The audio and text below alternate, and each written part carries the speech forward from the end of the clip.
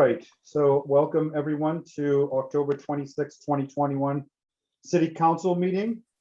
In the interest of the government transparency with regards to deliberations and decisions made by the City Council in accordance to open meeting law, since this meeting was being posted as a Zoom meeting, this meeting is recorded by video and audio and will be conducted by remote participation.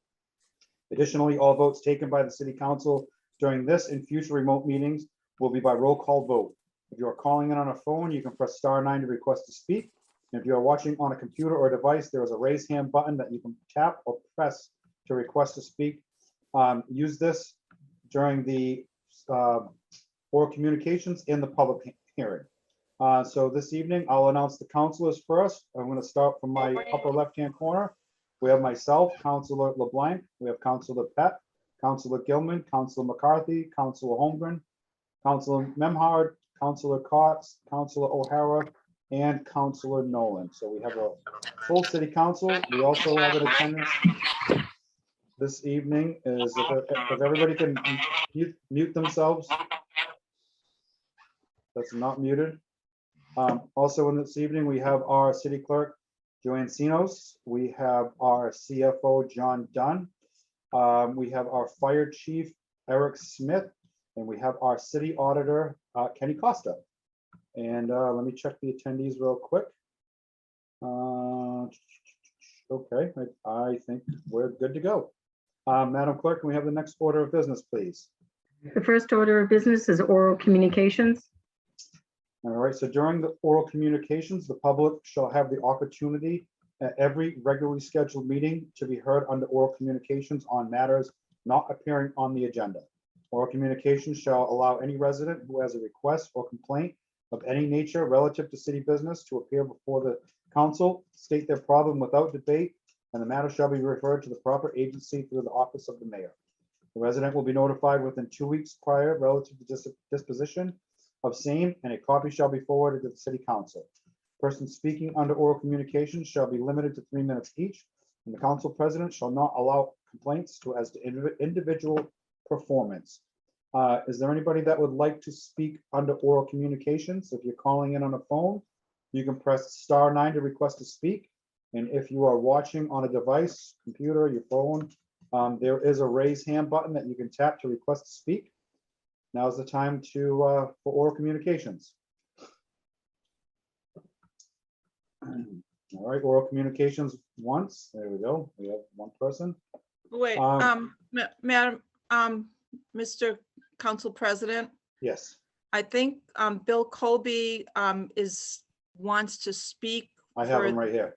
No, hold on. I think he wants to speak for the Squamrock Road betterment, and he's raising his hand now in public Okay. comments. All right, well, let's figure out what he wants to do. Maybe he wants to speak under oral communications. William, can you hear me? You're muted right now. Mr. Colby. There we go. Can you hear me now? Yes, sir. Okay. So this is the oral communications part. This isn't for Squamrock Road, if you're here for that. I am. All right, there'll be another part of that later on to speak. All right, I'll wait for that then. All right, no problem. And Hold on, Val. All right, does anybody else would like to speak during oral communications? All right, seeing none. Councilor Gilman? I know Kevin Thompson wanted to speak in public comments, and he's on the call. All right, well, I don't know if he wants to speak unless he raises his hand. Kevin, if you're there, there is a raise hand button to request to speak. He's on. I just brought him in. Kevin, can you hear me? You're on mute, Kevin, if you can hear me.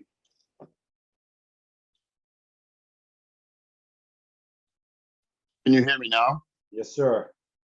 Sorry, I lost connectivity due to a power outage on my laptop, and now I'm trying to work off my phone, and I can't see all the icons I could normally see on Zoom. So I'm glad you can hear me. I submitted 2 files today to the city clerk about flooding issues on Poplar Street. Did you receive them? Yes, sir.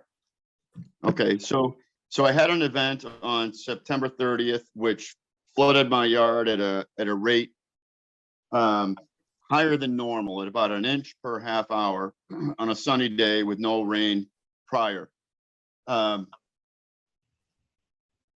Which was alarming. And you can see in my letter the chronology of my calls and what I did while I was making the calls. And I did canvass the neighborhood, the 20 abutters to Mill River, in order to get their feelings and support for finding out what's wrong and how to fix it. Since then, I did talk to Bill at the Water and Sewer Department. I have talked to Mark Cole. Val has been very helpful. But the residents and I have the following questions, which is the second file labeled flooding issues on Poplar Street. Well, I'm not sure how I sent the file, but what we're worried about is, what are the procedures for releasing water from the Babson Reservoir to the Mill River? Is anybody paying attention to the level of the river prior to releasing water? And is anybody thinking about, like tonight's event, this week's event, where we may get up to 6 inches of rain? Have they prepared to make sure that residents aren't going to get flooded from an event like this? That's the first point. The second is, how will the city protect residents abutting the river from flooding? So I guess that's part of the first point. The third point is, who should I call if there's a flooding issue after hours? Because right now, the only person I can call is the police. And depending on who's manning the phone, sometimes they know who to call, sometimes they don't. Lastly, what can I expect for maintenance of the river to allow water to flow unimpeded? As of now, you know, not this event, but a prior event. And typically I get about 4 events a year where my yard floods, which, by the way, I don't think it should ever flood with the that we have to send water from this reservoir to that one here. But there's so much detritus and overgrowth in the river from years of neglect that, I mean, there's a willow tree behind number 6 Poplar Park, and I think 60 Poplar Street. There's a large willow tree that's laying in the stream. There are several impingements from the reservoir itself to Whitehead Motors, the culvert just before Whitehead Motors. The stream gets wider, it gets narrower, and a lot of that is because invasive species have overtaken the embankments and have grown into the stream, making it smaller here, larger there. And I just don't think that scientifically, you know, for the improvements that have been made on the culverts and on the spillway on Babson Reservoir, I just feel like the river itself is not maintained to allow for proper flow to Mill Pond and eventually the ocean. I'll stop there. All right, Bill. You know, I'm sorry, Kevin. We appreciate your concerns. There is, I'm not sure of the person to call, but there is an app. It's called See Click Fix, and it is on the city website also, and they're pretty responsive. But we will try to get you some information on the best person to give you a call after hours. Thank you. Please look at my chronology and who I tried to call and what responses I got. All right. All right, Kevin. If I have any more time, I'd like to add one more thing. We usually allow 3 minutes. You're up to about 4.5 right now. Okay, I'll yield. All right. Thank you, pal. I appreciate it. Thank you. All right. Is there anybody else that would like to speak under oral communications? All right. Seeing none. And Council Gilman?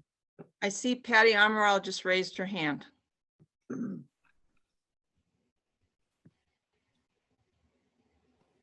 Hey, Patty, can you hear me? Hello, can you hear me? Yes, we can. Name and address for the record, please. Patty Amaral, 14 Meadow Square. Go ahead. I wasn't gonna speak, but listen to that man about Poplar Street. I lived right there at 42 Riverdale Park, so I know exactly about that area. Geez, your same thing's gonna happen when this school is built. You're taking all this grass and this area and you're hot topping it. And that water is gonna have to find someplace to go.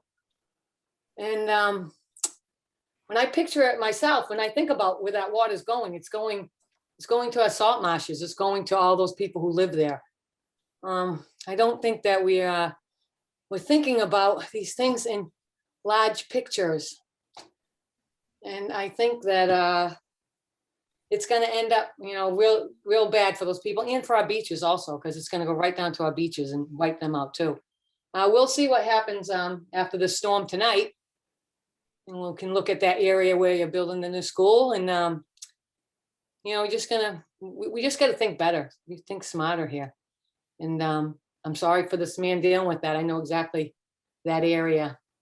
So let's just try to think smarter when we're doing these developments and what's it's going to do. Thank you. Have a good night. Thank you, Patty. All right, anybody else under oral communications? All right, seeing none. Joanne, before we proceed, I just want to brush everybody up on the our rules of procedure for this evening. Some of us lost power before the meeting. If I lose power, that means Val will take over as council vice president. If I, myself, and Val lose power, Councilor Cox is the longest sitting counselor, so she will take over the meeting. If we lose a quorum, we're gonna have to reschedule the meeting. And if we lose power during the, or any other time during the public hearings, we'll have to continue the meeting another night. I'm not sure when the night will be, but we have, what, 48 hours, Joanne, to post the meeting and redo it? Okay, Yes. so we'll have to try to accommodate. I just wanted everybody to know, we did lose power once. Who knows? We're gonna try to get through this meeting as efficiently as possible. So with that being said, Madam Clerk, can I have the next order of business, please? The next order of business is the consent agenda. All right, are there any councilors that would like to remove anything from the consent agenda? Council Gilman? And then we lost Val. All right, so we did, Val has frozen.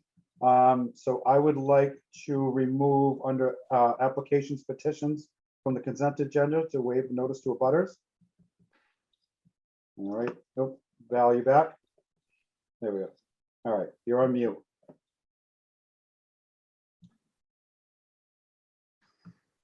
Are we at the consent agenda now that I'm back? We are, and I removed it, but if you'd like to touch on it, you may. Okay.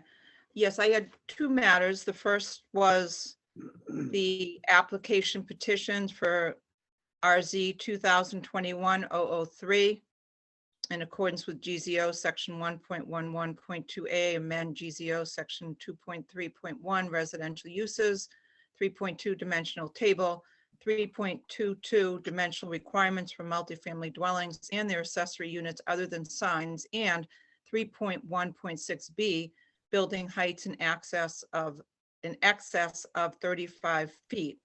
I would like to remove that and waive the notice. Or first of all, I'll just remove it, and then you can proceed how you want me to. All right. Is there anybody else who'd like to remove anything from the consent agenda? All right, so what Councilor Gilman has done is what she stated. So sending a notice to the abutters for this matter is impractical and it's not feasible, and I'll pass it back over to Councilor Gilman. Yeah, so we're just asking to waive the notice to the abutters and set the date for the public hearing. And I guess I so move. All right, Second. all right, it's been moved and seconded. Any other discussion? All right, I think Joanne needs to set the date for the public hearing, and the only thing I'd like to say before she does that is that this is relevant to all of us because this is a zoning change. And we'll have to decide at that date if we want to continue this to the new council when we open that public hearing, if that's in fact what we want to do. So Joanne, do we have a date for that? December 14th. But on your template, there's the motion on which section you have to announce that you're waiving the notice to abutters and to set the matter for December 14th. Val, do you have the motion in front of you?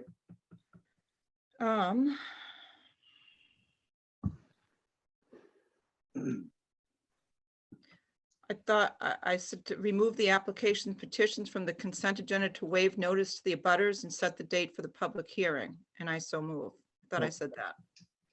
Yeah. There's a section that you have to reference. Section. The 1 GZO section 1.11.4B. Yes, correct. Thank you. Okay. All right, you want to move it, Councilor Cox, since you, Do you want to do that as amendment then, or move the, why don't we read the motion in its entirety to make it clean? okay. Val, if you want, I've got it readily available. I can read it. Yeah, I'm for some reason, I'm not finding it. I just Okay.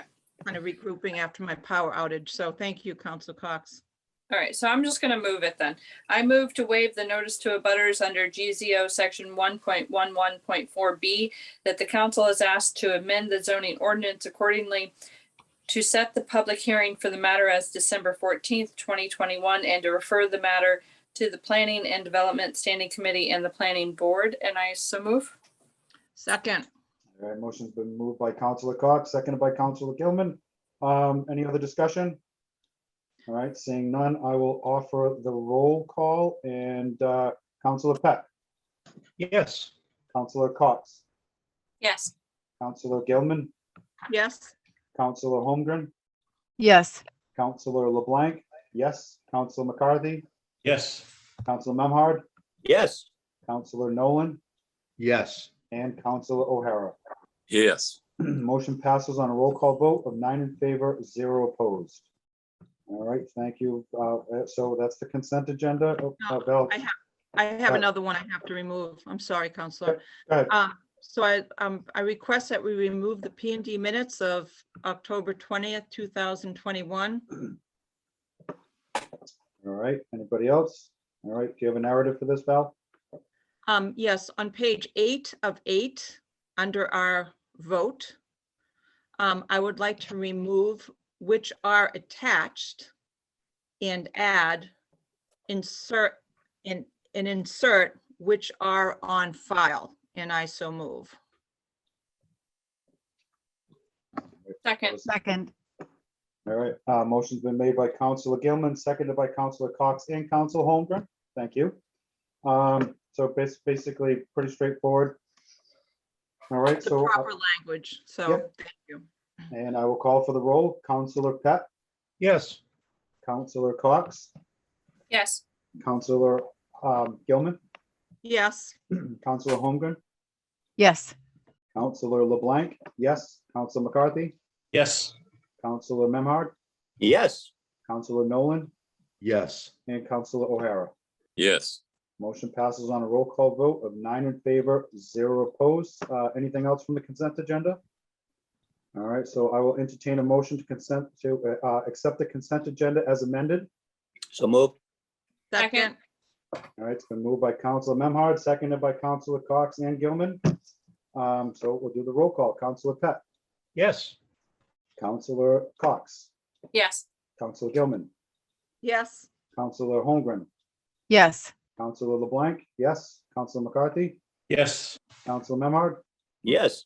Councilor Nolan, Yes. and Councilor O'Hara.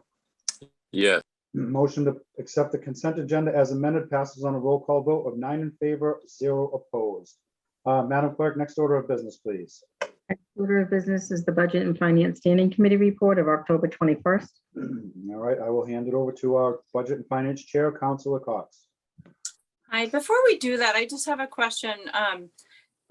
Typically our participants on the Zoom calls, I recognize their name But there's one on as a participant that I don't recognize, and because there is so much fraud and craziness in the world, I would just like a clarification on who Harley Racer is and why they are active as a participant. Hello. That's the applicant for 65 to 73 Essex Avenue. That's the head representative for that application. Okay. Thank you, Council President Pett. It is my true legal names, not fraud. So. Okay. Nope. That was the only one I didn't recognize, and I was curious. All right. Nice to meet you. So, consent agenda. I present a consent agenda to you all. If you have any questions or you want to remove anything, please do so now or forever hold your peace. Seeing none, I move the consent agenda. Second. All right, consent agenda has been moved by Councilor Cox, seconded by Councilor Memhard. Any narrative, Councilor Cox? Discussion? Just bringing in some more grants, and most of them are reoccurring, so no heavy lifting there. Great, thank you very much.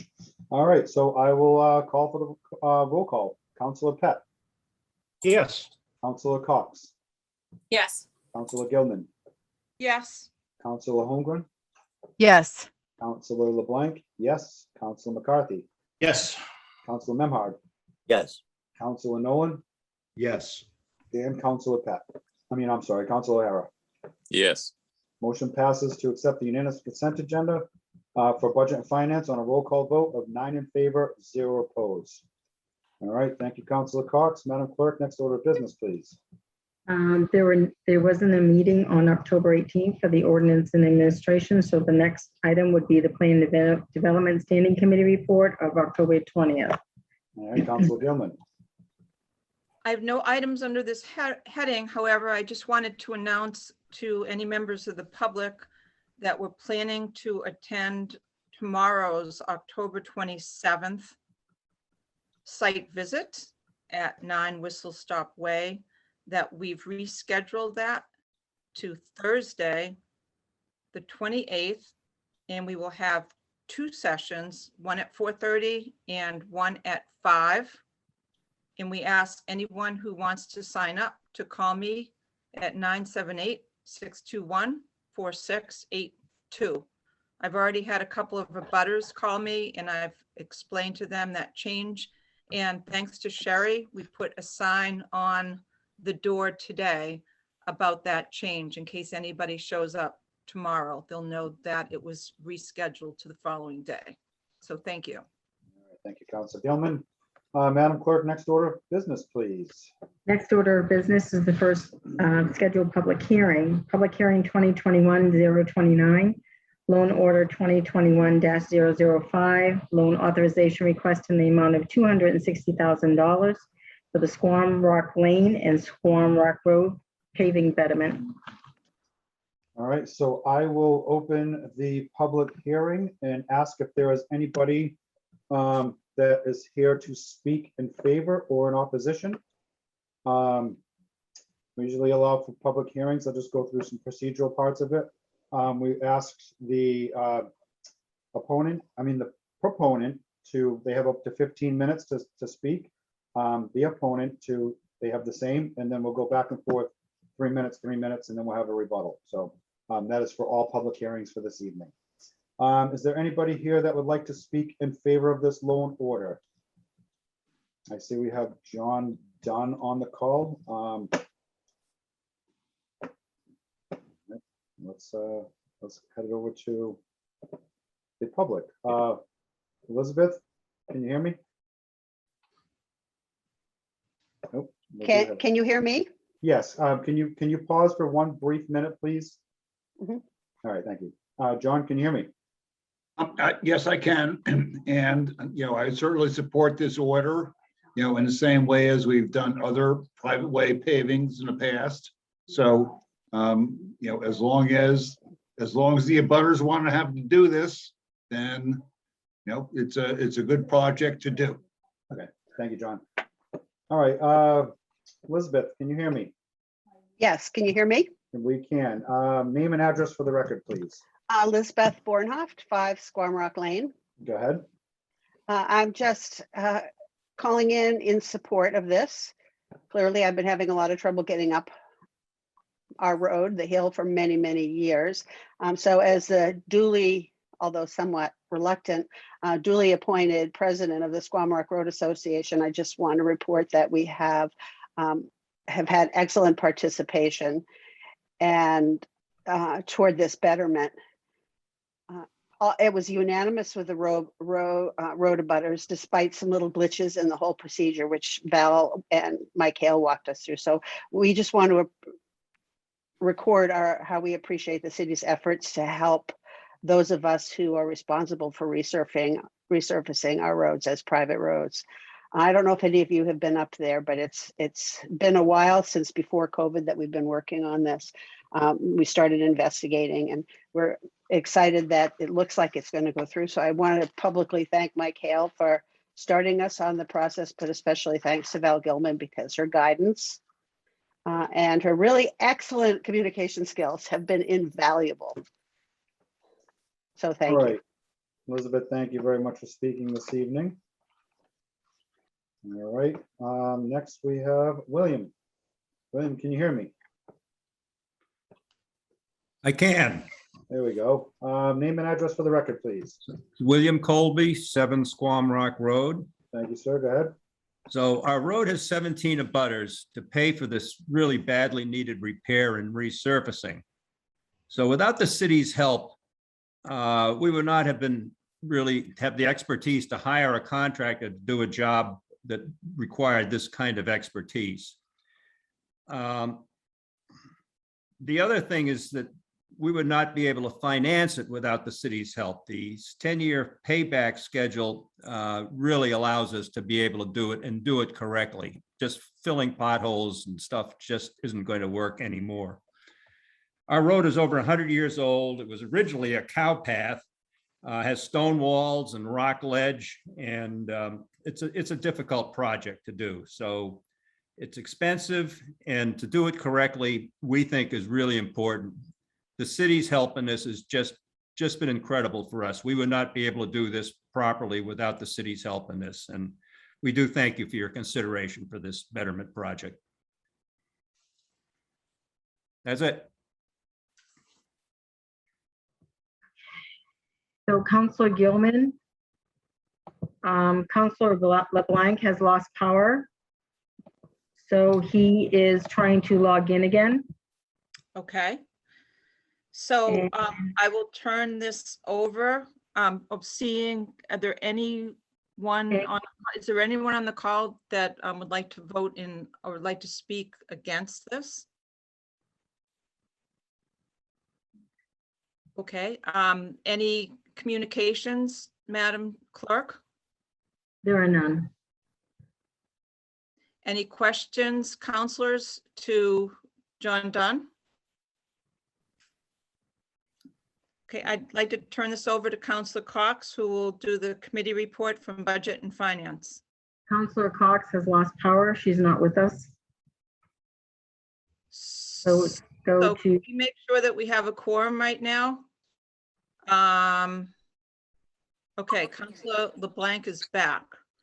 So All right. we have a quorum, and we're at the point of Councilor Cox making the committee report out of BNF. Would you like me to do that on behalf of Councilor Cox? Do we have Councilor Memhard here still? Yes. All right, Scott should take over the reading of the motion. Councilor Memhard, you want to take that over? I can, just give me a minute to bring it up on my phone so I can have it in front of me. Yes, sir. Unless somebody else has it on front of them. Yeah. John, do you have it in front of you? All right. All right, I'll take over for this. That way, we don't have any pecking order problems. On a motion Thank by you. Council Memhard, seconded by Council McCarthy, the Budget and Finance Committee voted on a roll call of 3 in favor, 0 opposed to recommend that the City Council approve the following loan authorization as follows. Ordered that the City of Gloucester appropriates $260,000 to pay costs of permanent repairs, including paving to Squam Rock Lane and Squam Rock Road, private ways in the city, including costs incidental to related thereto. To meet the appropriation, the treasurer, with the approval of the mayor, is authorized to borrow said amount under and pursuant to Mass General Law, Chapter 44, Section 7, subsection 5, or pursuant to any other enabling authority. Although any borrowing by the city to meet this appropriation shall constitute general obligation of the city and pledge of its full faith and credit, 100% of the amount needed to repay any borrowing pursuant to this order shall be raised in the first instance through the assessment of betterments upon the abutters of the private way. In accordance to Mass General Law, Chapter 80, and any other applicable authority, the mayor and any other appropriate official of the city are authorized to take any and all actions necessary to assess the betterment described above. The term which of this will not exceed 10 years, such short a time as prescribed by the Massachusetts General Law. Any premium received by this city upon the sale of any bonds and notes approved by this vote, less any such premium applied to the payment of the cost of the issuance of such bonds or note, may be applied to the payment and cost approval of this vote in accordance with Chapter 44, Section 20 of the General Law, thereby reducing the amount authorized to be borrowed or paid for, pay such costs by like amount. And further ordered that the treasurer is authorized to file an application with the Municipal Finance Oversight Board to qualify under Chapter 44, the General Law, Chapter 44A of the General Laws, and any of or all of the bonds authorized by this order to provide such information and execute with such documents as the Municipal Finance Oversight Board may require for these purposes, and I so move. Second, thank you. All right, it's been, motion's been made by myself, seconded by Councilor Memhard. Is there any discussion? All right, seeing none, obviously this, Councilor Gilman. Thank you. So Squam Rock Road is a perfect example of the perfect betterment type of road because it is a lone road that the abutters are the ones that access it. And this has been a tremendously positive initiative. The team of 4 that led this, they were totally on top of their game and really worked diligently to do everything right. And really a shout out to a few people, but Mike Hale was super and Grace Poirier was amazing. I just wanted, and also John Dunn was extraordinarily helpful with tedious and tough questions. So, I obviously will be supporting this. I'm the ward counselor and it really, it's been a long road. It's been a couple years because of COVID, but we are really excited to see this go through tonight. So obviously I will be supporting this. Thank you, counselors. All right, I just got my power back on, but it's gonna take a few minutes for my internet to load up. And I can't see everybody, so if anybody has any other discussion on this, just let me know. Councilor Nolan has his hand raised. Councilor Nolan? The Squam Rock Road is a great example of all the other work that's gone into the city to get these betterments done. It's tedious. It's great to have good council representation, such as Val, on these situations. Scott and myself have been through this a few times, and Council O'Hara working with them. It's a work that keeps working, and it gets better each time with little questions, but the law is a law. And every road that's been done is better for it. And it makes more of a community when there's nothing to gripe about the road. And I understand there's expense, but Val, thank you for going through this with Swan Walk Road. They're going to be excited when they see the work the city does for them. And I will be supporting this. Right, is there anybody else that would like to speak before we have the vote? Counselor Memard has his hand raised, Counselor, until you get your power. Council Memard? Yes, I just wanted to follow up on Councilor Nolan's comments because we are just wrapping up finally. It's 99.9% complete. A very extensive betterment paving project in the Briar Neck area that included 8 roadways. And Mike Hale, our DPW director, worked very closely with me, and we got some coverage while I was in the hospital from other counselors, Councilor O'Hara and Councilor McCarthy, and the project is just winding up now, and we were able to provide infrastructure improvements as part of the project before we did the paving project. And the residents' only complaint at this point is that now everybody drives faster. So there we are, but thank you all for making this process work. All right. Anybody else? Let's see. I don't see anybody else has their hand up. All right. Counselor So, LeBlanc, yes, I'm back, but I'm on my phone. I'm on. Okay. Yeah. Yeah, I'm on my phone too. Okay. So, Those motions, so thank you. yeah, we read the motion. So I typically you missed the motion part of this, Counselor. So I'm not sure. I was here. I was Oh, I was on as an attendee. All I right, could hear you all right. reading it. All right, good. Thank you. He did a All right, good job. Yeah, we'll I know move it. forward. Those are long. We'll move forward with this then. Okay, without any other discussion, I will call for the roll call. Counselor Pat, Yes. Counselor Cox, Yes. Counselor Gilman, Yes. Counselor Holmgren, Yes. Counselor LeBlanc, yes. Counselor McCarthy, Yes. Counselor Memhard, Yes. Counselor Nolan, Absolutely great work, Val.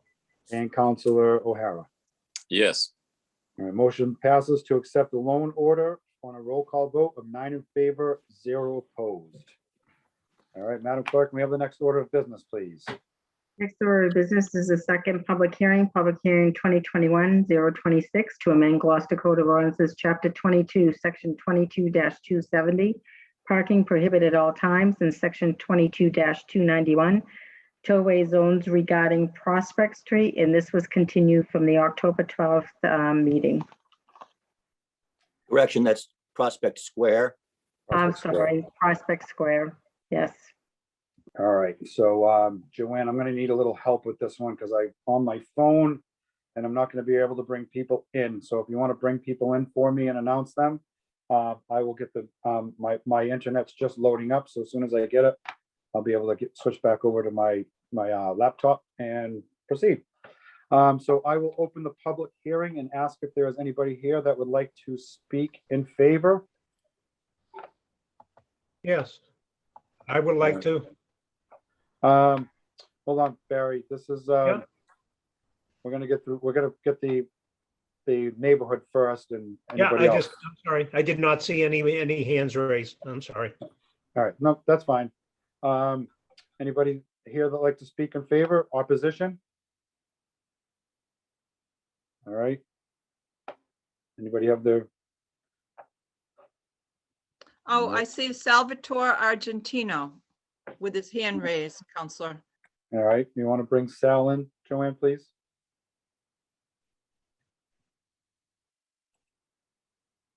Sal, can you hear me?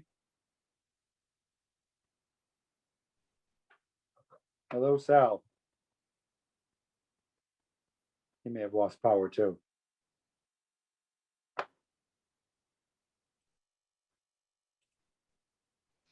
All right. He's Why don't- on why don't- now. Sal, can you hear me? Can you hear me? Yep. Good evening. My name is hold on. Salvatore. Yeah, can we have your Sorry, name go and ahead. address for the record, please? My name is Salvatore Argentino. I live on 21 Prospect Square. Go ahead. So this ordinance is basically to remove parking from a street that's already lacking parking. And the minor adjustments that we did by moving up making one parking spot and no parking has alleviated all the issues on the street. And I speak for pretty much the entire neighborhood in saying that everything's pretty much fixed. Okay. Is there anybody else that would like to speak in favor or in opposition? All right. Madam Clerk, do we have any communications? There are none. All right, do we have any councilor questions?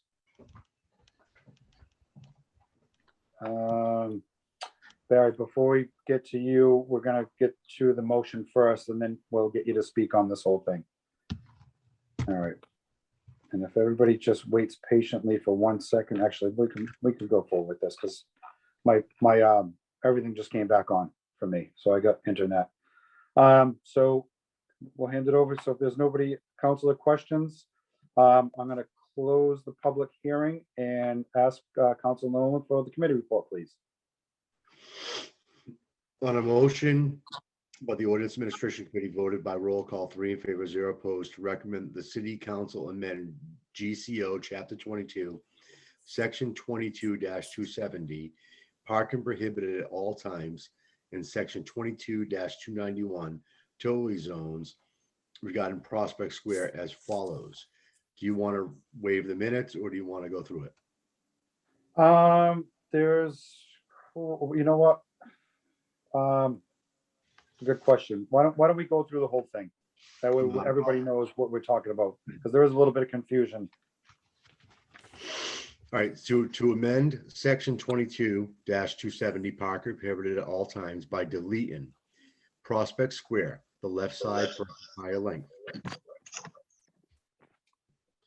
Prospect Square, the left side for entire length. Prospect Square, westerly side, right side, beginning at the point of 198 feet from its intersection with Prospect Street in a southerly direction for a distance of 20 feet. Prospect Square, westerly side, right side, beginning at the point of 228 feet from its intersection with Prospect Street in a southerly direction for a distance of 20 feet and by. Adding Prospect Square, the left side in the direction of travel for its entire length. Prospect Square, westerly side, right side, begin at the point of 190 feet from its intersection with Prospect Street in a southerly direction for a distance of 68 feet.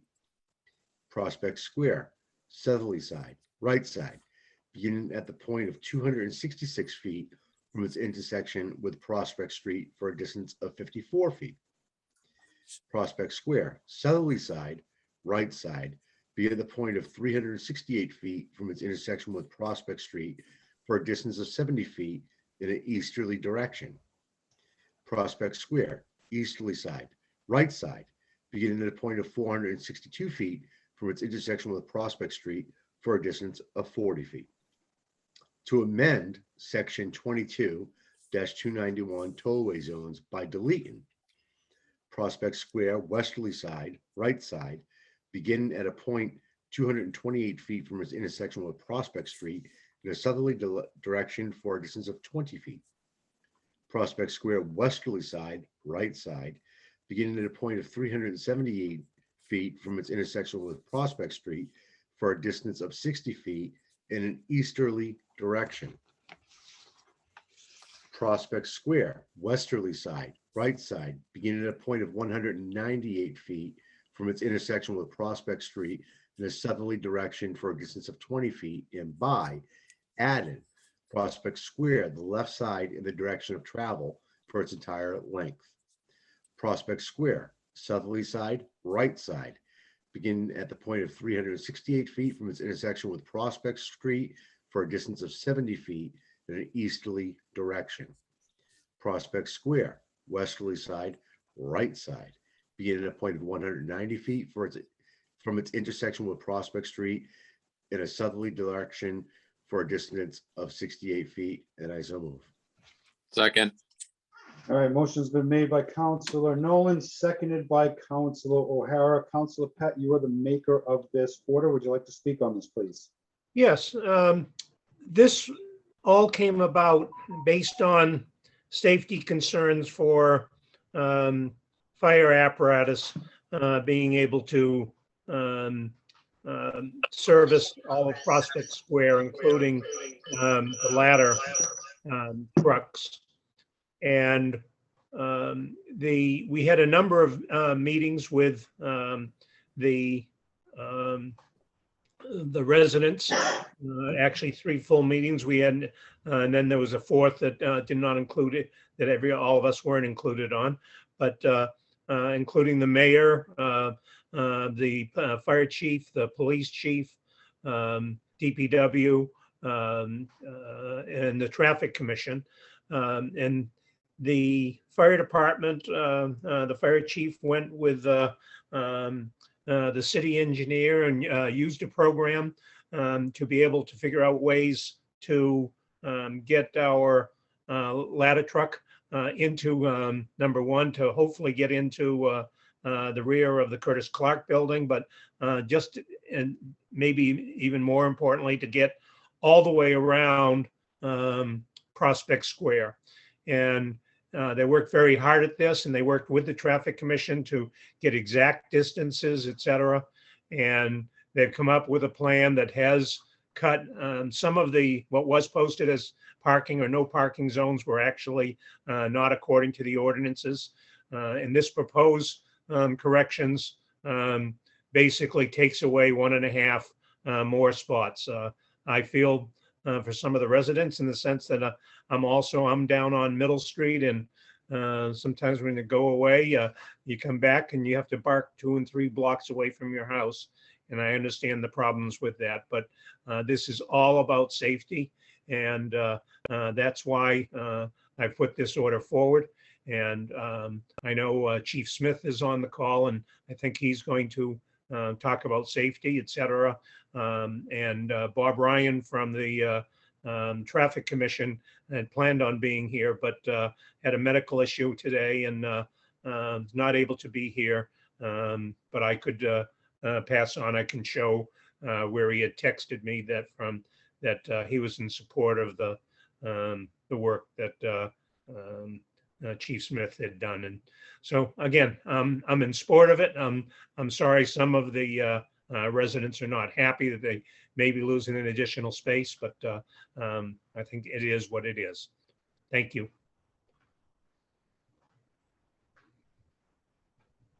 All right, any other councilor questions?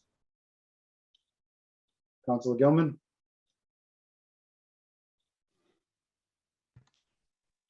Move to another part of the house where I think my internet connection is stronger. So I have a question for Councilor Pett as the ward councilor. So were all of the residents able to have a neighborhood meeting where they discussed the pros and cons and are happy with the decision in terms of safety? We only have 1 person on the public hearing, and I was just interested. Well, there were a number. That is 1 resident that was at the meetings. There were others that came in different meetings. And we received different phone calls, et cetera. And I'm not sure whether those who are in support or in opposition is based on whether it's public safety or just the convenience of parking. And I understand both things. My reasoning is purely for public safety. I know that Councilor Cox and Councilor McCarthy came to some meetings and also had some discussion with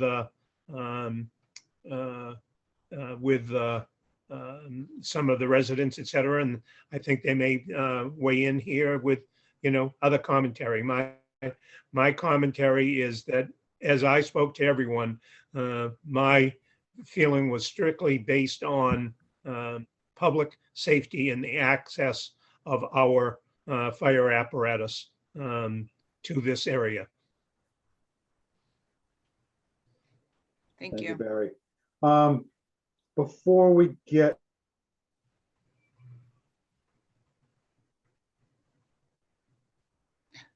Council, I see Council McCarthy and Council Cox. Has there anybody on the call, Brittany? So if we don't mind suspending our rules, maybe letting her speak if she's here for the public hearing. Is that okay with everybody? Yep. All right, So let's take a quick vote on it before we do it. Councilor Pat? Yes. All right, Councilor Cox, Yes. Councilor Gilman, yes, Councilor Holmgren, yes, Councilor LeBlanc, yes, Council McCarthy. Yes, and anybody else that wants to speak should raise their hand also, Steve. Maybe they didn't. Yep, yes, that's perfect. I agree. If anybody else would like to speak, you can raise your hand now for the public hearing part. Councilor Memhard, Yes. Councilor Nolan, yes, and Councilor Pat. No, it's called Councilor O'Hara is the one. Yes. It started with me. Out of my head, I don't have anything in front of me for this. Joanne, I'm not a co-host. Can you make me a co-host so I can bring her in, please?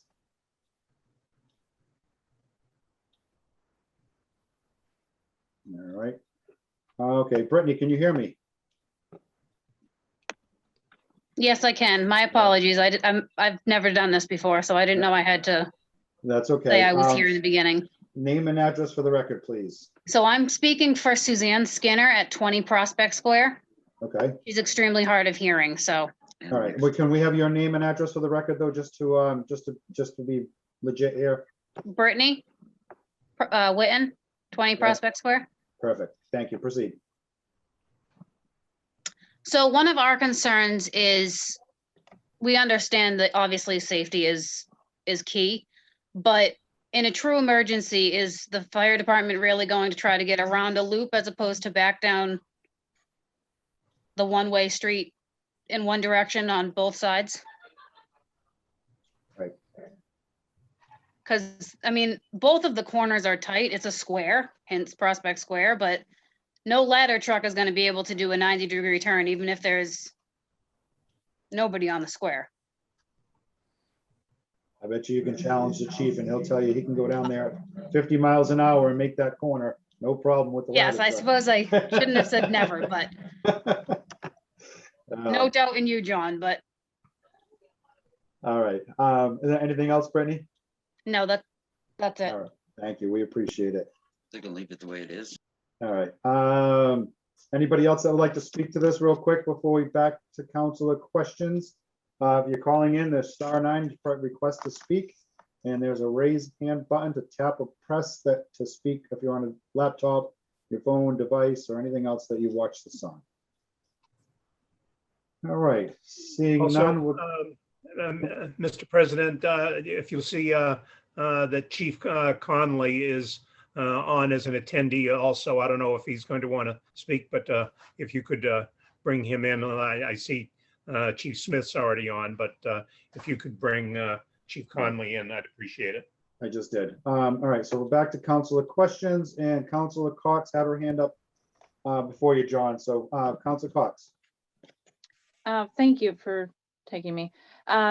So when I met with some of the neighbors, they had expressed that they came to the ward counselor because of a traffic issue, not a public safety issue. There's conflicting information, but I don't believe it's 1.5 spots that is being eliminated. It's up to 8 spots that were being eliminated. So this is a huge impact on this street. So I'm curious if anybody can speak to the actuality of what the loss is. And I'm okay with asking a resident because the residents went through this with each of the meetings and with the traffic commission. So I know that Sal has a wealth of information regarding this and he's researched it. So I'm curious to get his take on the loss for the neighborhood.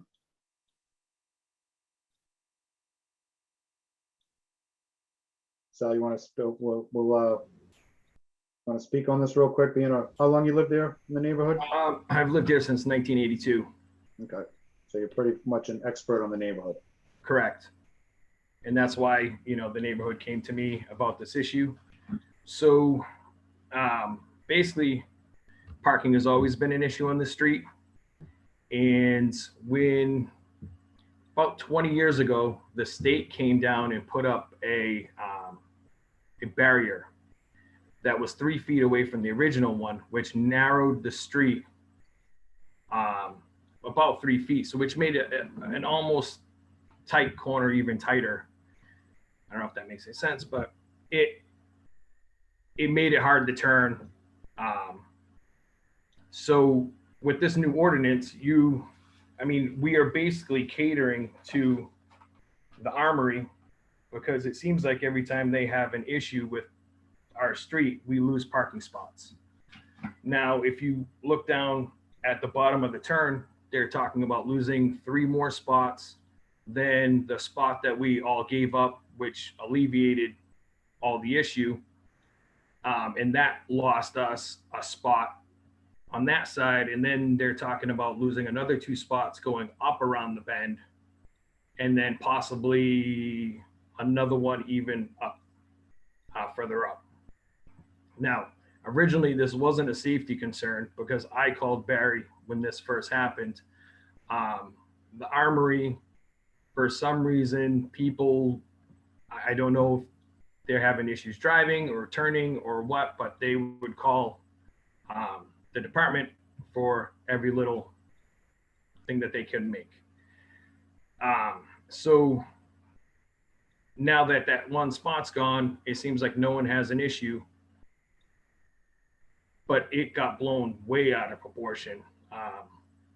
Like, people were trying to move signs without having city council involved and city ordinances. And instead of just saying, hey, let's stop this and let's look at it, it just blew up to something that it should have never have been.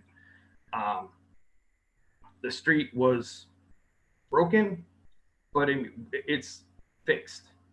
Like, the issue's fixed. Like, this street is small. I mean, it's 100 years old. It wasn't meant to have, the traffic that it has.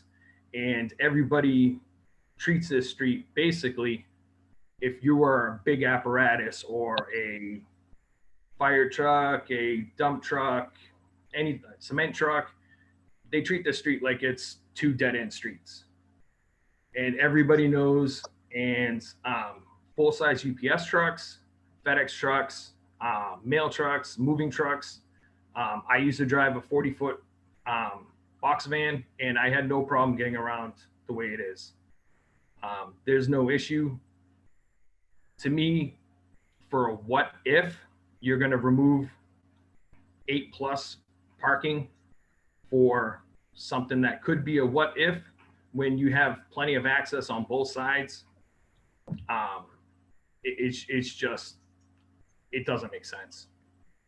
Thank you, Sal. Councilor McCarthy. Yes, I was at one of the meetings, and there was a lot more than Sal and Brittany were there. There was a group of neighbors, and a lot of people that were opposed to this.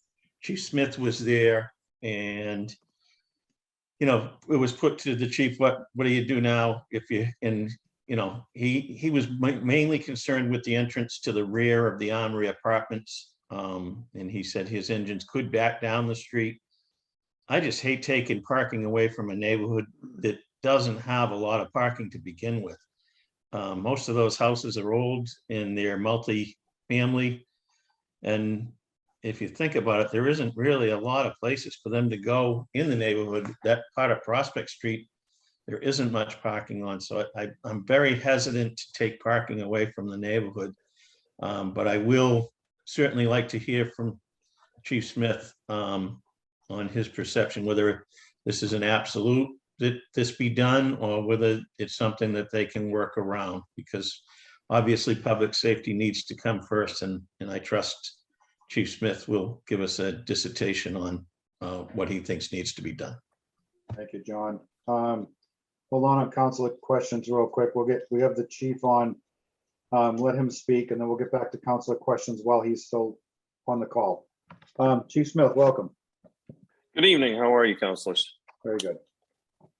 So regarding this issue, this was brought to me regarding this street and what requirements public safety would impose upon it if given the opportunity. The initial discussion when I was brought into it was related to the ordinance as it stands currently and the signage as it stands currently, and that there being a disconnect between the two and that they were inaccurate, incorrect, and need to be corrected and cleaned up. And as part of that process, I was asked to come in and give my opinions as to what I felt was appropriate in additional changes, if any, to make this more accessible for fire apparatus. So from my position, it's always, public safety purely in that regard. So in order for us to get the ladder truck around there, there is significant change and there is significant parking that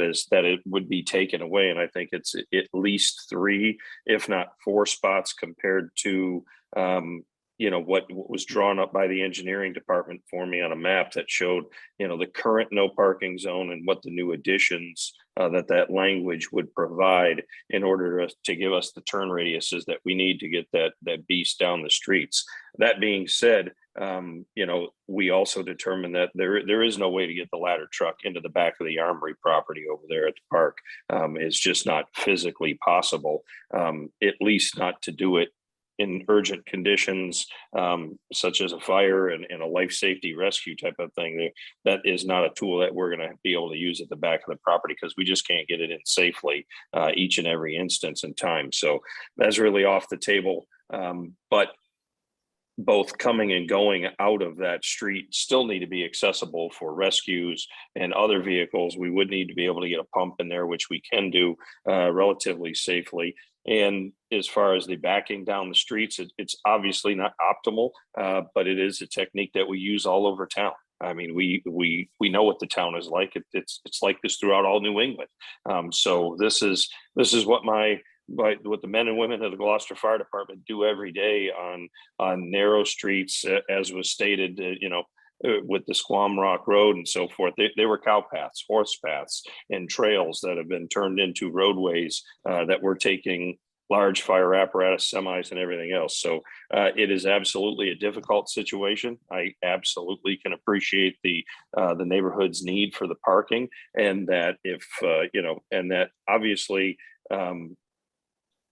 clearance at the corners to enter in and turn radius to swing in on both sides of this has to be maintained. That is not up for negotiation, in my opinion. I believe state law steps in there, and you got to have your 20 feet from the corner anyway to give us that turn radius. And we're not the only trucks that are down there. Thank God we're there infrequently. The Amazon guy's there every day. So and the garbage truck's there every day. So if you don't want them beating up your vehicles, obviously we need to set up the roadway for them to successfully pass. And asking routine traffic. So I'm kind of off topic on my end of public safety for access to fight fires, but we run to EMS calls as well. And so in that aspect, having other commercial vehicles violate the law to reverse down a one-way street or to reverse back out of a one-way street. And frequently they're doing this with a solo driver and delivery personnel is unsafe. And those trucks, they worry me more than getting the ladder truck down there, quite honestly. We can back the ladder truck down there and we have the personnel to spot it down there, and it'll give us fairly adequate access to those last 2 houses on the center of the square. It wouldn't be ideal, but it'll work. My concern is the kids playing in the neighborhood and somebody's backing up that street and they don't see one of these kids. And so then we're there for an EMS call and people's worst nightmare. So those things need to be considered. Those routine vehicles that are passing through there are going to cause more of a safety problem for traffic and pedestrians struck and car accidents and those responses than the risk of fire if people are maintaining their homes and doing all the right things, to where a ladder truck in and of itself is going to be the be all end all to that fire. We have a lot of tools in the toolbox. That's just one of them. So again, my opinion was purely based on 100% access of all my apparatus. If the community says that now, you know, parking is a bit of a higher priority. I totally understand that. But I think that consideration and further looking at this needs to be done regarding that routine access, because I don't want to see kids or others in that area, you know, being struck by vehicles because they're forced to back all the way out of there. And maybe they don't have the skill set for that, or they shouldn't be doing it. They don't have a spotter. They're by themselves. So I would ask that we keep that, you know, consider that as we move forward. And if the signage and the ordinance are out of whack, as I've been told they are, that absolutely has to get fixed anyway. So this may not be the language that you want to pass, but I think it needs to get cleaned up and corrected. All right, thank you, Chief. Councilor Nolan? I do want to go back to one thing.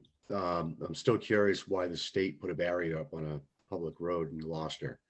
I don't know what Salvatore is talking about, but I'd like to hear a little bit more about that. Sal, do you remember why they put it up? They put it up because they were afraid that residents from the Armory would slide down the hill and then go straight down to Main Street. Thank you. Mr. President? Yeah, go ahead, Barry.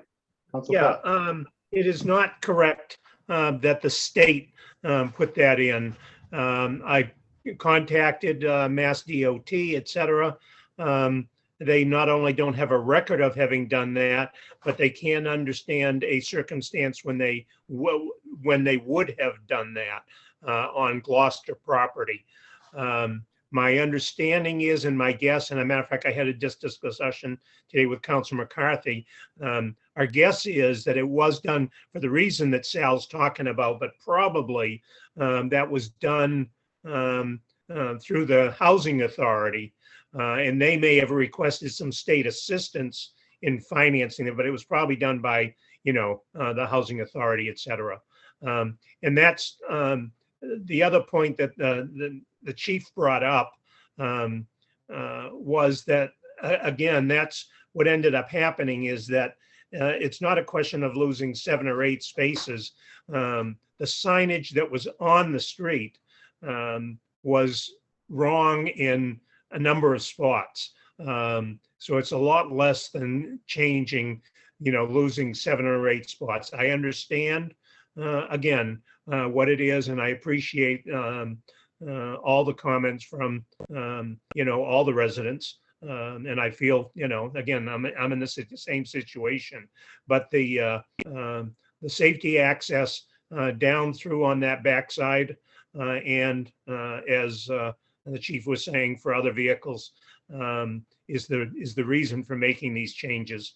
And I ask that we, you know, we support it and get it done right.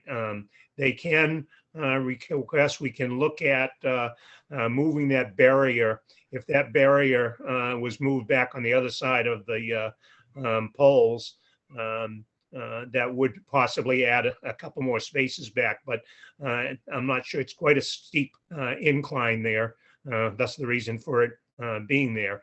And I'm not sure how they would put it on the other side of the pole. But again, maybe that could be a future request to do that, and they might be able to gain a couple of spaces back that way. All right, Barry, thank you. I see Councilor Cox has her hand up again. I'm going to get through everybody first, Melissa, and then circle back to you. Councilor Gilman. Yeah, I don't know if this is the right timing, but I would just like to throw this on the table that we move to continue this. Well, why don't we get through all our discussion first? Okay. Yeah, because I've got some questions. I got a couple of things I want to go, not questions, but comments first. Okay, thank you. Yeah, we'll wait and see how it goes. Okay. Anybody else before I circle back? All right, well, I'll say my piece at this point. I've been down there a couple of times. I got stuck behind the trash truck today, so I had a good 20 minutes to observe everything. So I'm a little confused on all the distances. So as you're pulling in Prospect Square from Prospect Street, as you go down the hill, there's on the right-hand side, 20 feet, there's a no parking sign from here to corner. Directly across from that, which the sign is facing the opposite way, it says no parking. And then as I go down all the way around the square, there were 10 no parking signs on each side of the road. So there's quite a bit of no parking already implemented on that street. So taking away more parking, it just doesn't seem, I mean, 10 signs, I don't even think there's 10 full signs for no parking on the entire back shore. And this is Prospect Square, probably, you know, maybe a couple 100 feet of roadway that all these signs are on. You know, and I'm going to just touch on what Council McCarthy said earlier also. I'm not too big of a fan of removing parking from a very tight neighborhood already. What it's going to do is it's going to displace people to other parts of Prospect Street and the adjoining streets, and it's going to make more parking. And people are going to be parking on the sidewalks and parking everywhere else. So I'm just confused of the dimensions and the lengths, like 198 feet from Prospect Street. If I calculate right, I think there's already no parking sign there. So I'm not sure what we're voting on this evening with these recommendations from the traffic. Like I said, I had quite a bit of time behind that trash truck today to soak everything in. I also spoke with the chief earlier, and he doesn't seem to have a problem hooking that corner down there with the truck. So that's my 2 cents on this. Councilor Cox, do you want to circle? We'll circle back to you. You have a question or? Did the rubbish truck get through today, Steve? Oh, no problem. Melissa, can you hear me? Yeah, I'm just trying to figure out where to start. So, Councilor Blank, I'm with you as far as like the craziness of this motion and the feet from intersection and feet from that intersection. And the only part of this that I'm okay with is the first line of each one with adding, and that's Prospect Square, the left side in the direction of travel for its entire length. We can all agree that the inside of the U is definitely no parking. But after that, I think the 20 feet from the intersection is the entrance to Sheedy, which can go there naturally without anything coming before us. And then there should be some parking, but this is just so convoluted with what was there, what is there. I'm a visual person, so like visually going down there multiple times, from the signs that are in place, I can't tell what is supposed to be. Like, you know, doing this for 10 years, I know what needs to be, and there is a section that's already marked, but I can't tell from this order which one that is. And we have bypassed public safety numerous times during the 10 years that I've been here.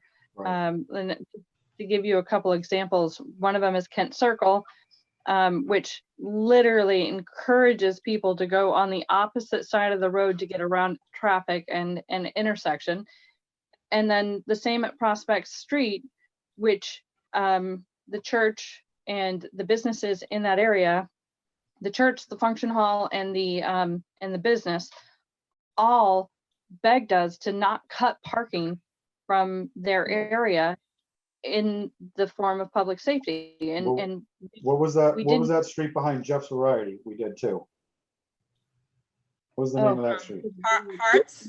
No, Williams Court. Williams Williams Court. Williams Right. Court. We Yeah. sided with the residents on that time too. So you're Yep, right. thank Counselor. you. Thank you for bringing that additional one up. I mean, it is, parking is such a necessity in the city. And I'm not a big fan of going against public safety either.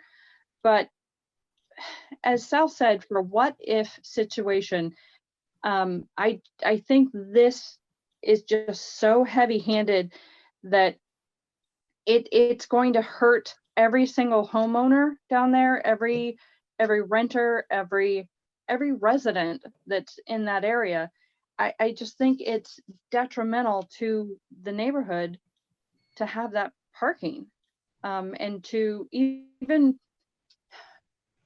Steve, you're the closest, well, I guess Counselor Pat too, because you live on Middle Street, like I'm in 10 years, I'm not used to having this many people that live in the downtown area on the council. So we all know how tight parking is, but I'm still okay with allowing the parking versus the public safety in this instance, because of the fact that it's so necessary. These people have no other option. They would literally, their closest public parking lot is down by City Hall. Burnham's Field, maybe, but then that's not even a public parking lot to use on an everyday basis. And right now it's being utilized by the school. And even that is quite a hike from where they live. Can you imagine walking from Burnham's Field with your groceries just to satisfy a what if? And you know what? I voted for the other ones for compromise to see how things fall out. But you know, I just think this is really heavy-handed and convoluted. So. All right, Melissa, thank you. And I'm just going to say I agree with Council Cox. The way this was written right now, and we have a motion and on the floor with seconded, so we are in the discussion part. I'm at the point where I probably won't support this as written this evening. I'm going to circle back to Councilor Pat and then Councilor McCarthy. Yeah, thank you, Mr. President. Again, as this started, when the request came in about changing some parking in the area, that's when we looked at it and we found, and I wish that again, that the Traffic Commission, that Bob Bryan was able to be here this evening, that the signs that were posted, including some of the ones that you still see up there, okay, did not agree with the ordinances. And if you looked at, all of the councilors had the opportunity to look at the presentations that Chief Smith had done with the city engineer and the Traffic Commission, is where these distances came out, and it was very specific. And the idea of these new numbers and so many feet, et cetera, is to correct what may have been, wrong for, a number of years, a number of times. Somebody may have somehow, whatever, signs went up, et cetera. And that's where I think, matter of fact, like when Sal was talking 7 or 8 spaces, I think it's, I believe it's less than 3 from what the actual ordinances were.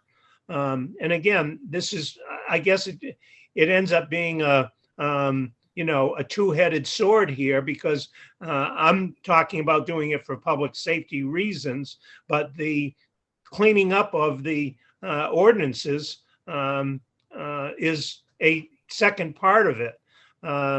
And if this is to fail tonight, I will still push to get the Traffic Commission to work and go down and correct the signs, that are inappropriate. And I think people are going to be unhappy because, again, it's going to take away, I believe, like 3 spots that are there now based on what the city ordinances are.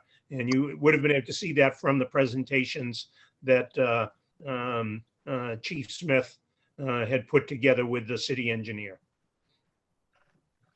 All right, Council McCarthy. Yes, I'm going to go along with Councilor Cox and Councilor LeBlanc. I can't support this. I want to thank Chief Smith for his very honest dissertation to the council that, in pointing out that this is not unique to the Prospect Square and that his department works around this routinely. So that that was my one concern, that he would come on and say that he couldn't work around this, but he says he has. And I know from my public safety service that there are a lot of streets like this in the city, and we all work around this, but I can't in good faith take parking away from a neighborhood that's lacking parking. I would suggest that we try to, through some means, and I'm sure Barry would work on it, design and come up with a barricade, move that barricade that would actually increase parking. I think it's very important that you were down there today, Steve, and rubbish trucks are a large truck. It's just as large as any fire pumper truck. And if he got through, then, I don't see an issue. So I'm not going to support this tonight. Thank you. No problem getting through there. Councilor Nolan, did you have your hand up? And then Councilor Cox. Oh, and then Councilor O'Hara. Jamie hasn't spoken yet. Councilor Nolan? Yeah, basically, the first discussion, what was the original complaint other than traffic? Were they complaining about not enough parking, too much parking, trucks or cars couldn't get through, blockages? Is the road, I know it's marked on the 20 feet from corners. I too don't want to be taking parking away from residents. I understand where we are with Councilor Cox and Councilor McCarthy and yourself. But I'm still curious to what the original complaint was. The original request came in about a sign that was up that they said didn't make any sense, and would we take a look at that about the parking? It wasn't about the safety issue. It was on, again, the parking issue. And when the traffic commission looked at it, based on the ordinances, he ended up finding that there was a lot of signs on that street that didn't agree with the with what the ordinances said, and it developed into having a meeting which we had with neighbors and the mayor and the fire chief, the police chief, the DPW, traffic commission, etc.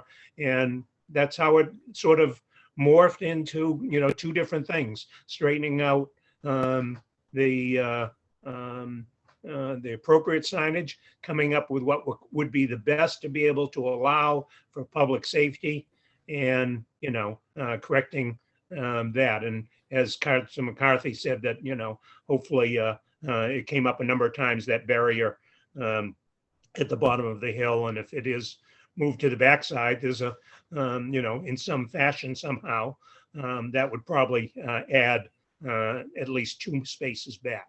But it was the morph, it morphed into more than one thing from when first one and then 2 people called about not agreeing with, not understanding why signs were where they were. Thank you, Barry. Sean, anything else? I'll let Councilor O'Hara speak. He hasn't spoke yet. All right, Councilor O'Hara. Thank you. I must agree with you, Councilor Blank, Councilor McCarthy, Councilor Cox, as far as and others who have supported this. Taking away parking has already been discussed. We live in a city almost 400 years old with goat paths that are now highways, and moving the large trash trucks that visit that area. 2 trucks once a week, oil trucks this time of the year are in there daily. And obviously we aren't in winter yet where we have snowbanks, and some way, somehow everyone manages to exist down in that neighborhood. And as Chief Smith said, his men and women of his department, they will get there one way or the other.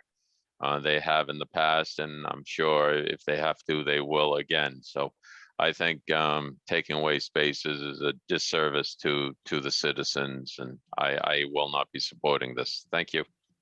Thank you, Jamie. Councilor Cox. Just one last thing. Barry, if you were to entertain withdrawing this order, I would certainly be willing to work with you and the traffic commission and the neighborhood over the next 2 months to figure out where the sign should be, because I know the signs and the language don't match up. But I think there's a better way to do this. a- as opposed to voting this, letting this go to a vote and seeing it fail versus withdrawing it and trying to put something forward within the next little bit, because we do have the current language that's there, and we can work with the traffic commission to figure out where the sign should be and really communicate with the neighborhood. I just think that there's been a lot of meetings, but not all of us at one time. The traffic commission wasn't there when I was there. I know that there were no at-large counselors with your initial meeting. There was spotty neighborhood attendance with the other meetings. So I don't see this passing tonight, but I don't want us to fail. So just throwing that out there. Okay, think that's I'm more than, well, actually, Councilmember Hart has his hand, I'm Hold sorry. on, Barry. Council Memard? Yes, thank you. Having gone through Williams Court, trying to respond to melding the local residents and abutters needs and the patterns of use they've gotten used to, melding those with our current public safety standards and running up against the discrepancy, as you all have pointed out, between the size of our trucks today and our old roads. And this really seems, again, to me, like a well-intentioned effort to clean up and make consistent our ordinance and our signage on the ground. But I appreciate the enormous amount of time and effort that Barry and others have put into this. And I'm afraid at this point that we should not be fussing unduly with what people are used to at this point. So I think it still needs to be cleaned up in some manner and made consistent between what's posted and what's on the books in terms of regulations governing parking and access here. But we're working with a very, very limited space, and people have gotten used to how to make it work, and we have to respect that. Thank you, Scott. Council Pat? Yeah, just, again, I'm more than happy to do whatever is necessary. Again, my biggest concern was public safety. And I know Chief Smith has put a heck of a lot of work into trying to make this work, but I'm more than happy to either withdraw, or if we have a way of even making an amended motion where we wouldn't vote on these changes, but somehow ensure that we, do, force ourselves to relook at the current signage that's there and straighten it out, make it equal to the, to the ordinances. And then we can, again, once the correct signs are up, then we can somehow schedule a meeting with, as Councilor Cox has said, with all parties again, and maybe figure out a way, and maybe we can even ask the DPW in between to see if they could figure out a way that wouldn't be cost prohibitive to move that barrier. And if we come up with a solution that, might add a couple more spaces back in, but I'm more than happy to either withdraw because it doesn't look like it's it will pass as done now, but I'm more than happy to withdraw, or if we could make some sort of amendment that would make sure that we take care of straightening out what appears to be and what is the case. Thank you, Barry. So without any confusion, I'll give you my opinion. Any amendment is only going to make it more confusing. Whatever we put on the books, whatever we vote on tonight, any amendment is just going to add to the fire that's already there. No pun intended, Chief. But I think that with withdrawing this evening and maybe working with the traffic and then residents to start with a clean slate, removing anything that's not on the books and starting fresh, I think it'll give the residents a chance to speak. It'll give our public safety professionals a chance to speak and come up with a compromise for everything. That way everybody's on the same page, but any amendments on top of what is already there or not there is just going to make it a pile of, worse. That's what I think. Okay, if there are no other, okay, go ahead, Council, I'm sorry. Councilor Council Nolan. Nolan has his, Did you have your hand up? Yeah, no, I think that there's a lot of issues here, and withdrawing would be a good thing. But I think that you should make a request to the Department of Public Works to actually make the signage to meet the ordinances. And that way we have a fair idea of what actually is the law now versus what isn't the law. So we could properly get that taken care of. They'll give us a better idea of what we're looking at for what's real and not real. Because to be honest, reading the motion, right side, left side, far side, south side, go fishermen. Got confusing. So I think we should get it labeled properly and adjust accordingly. Thank you.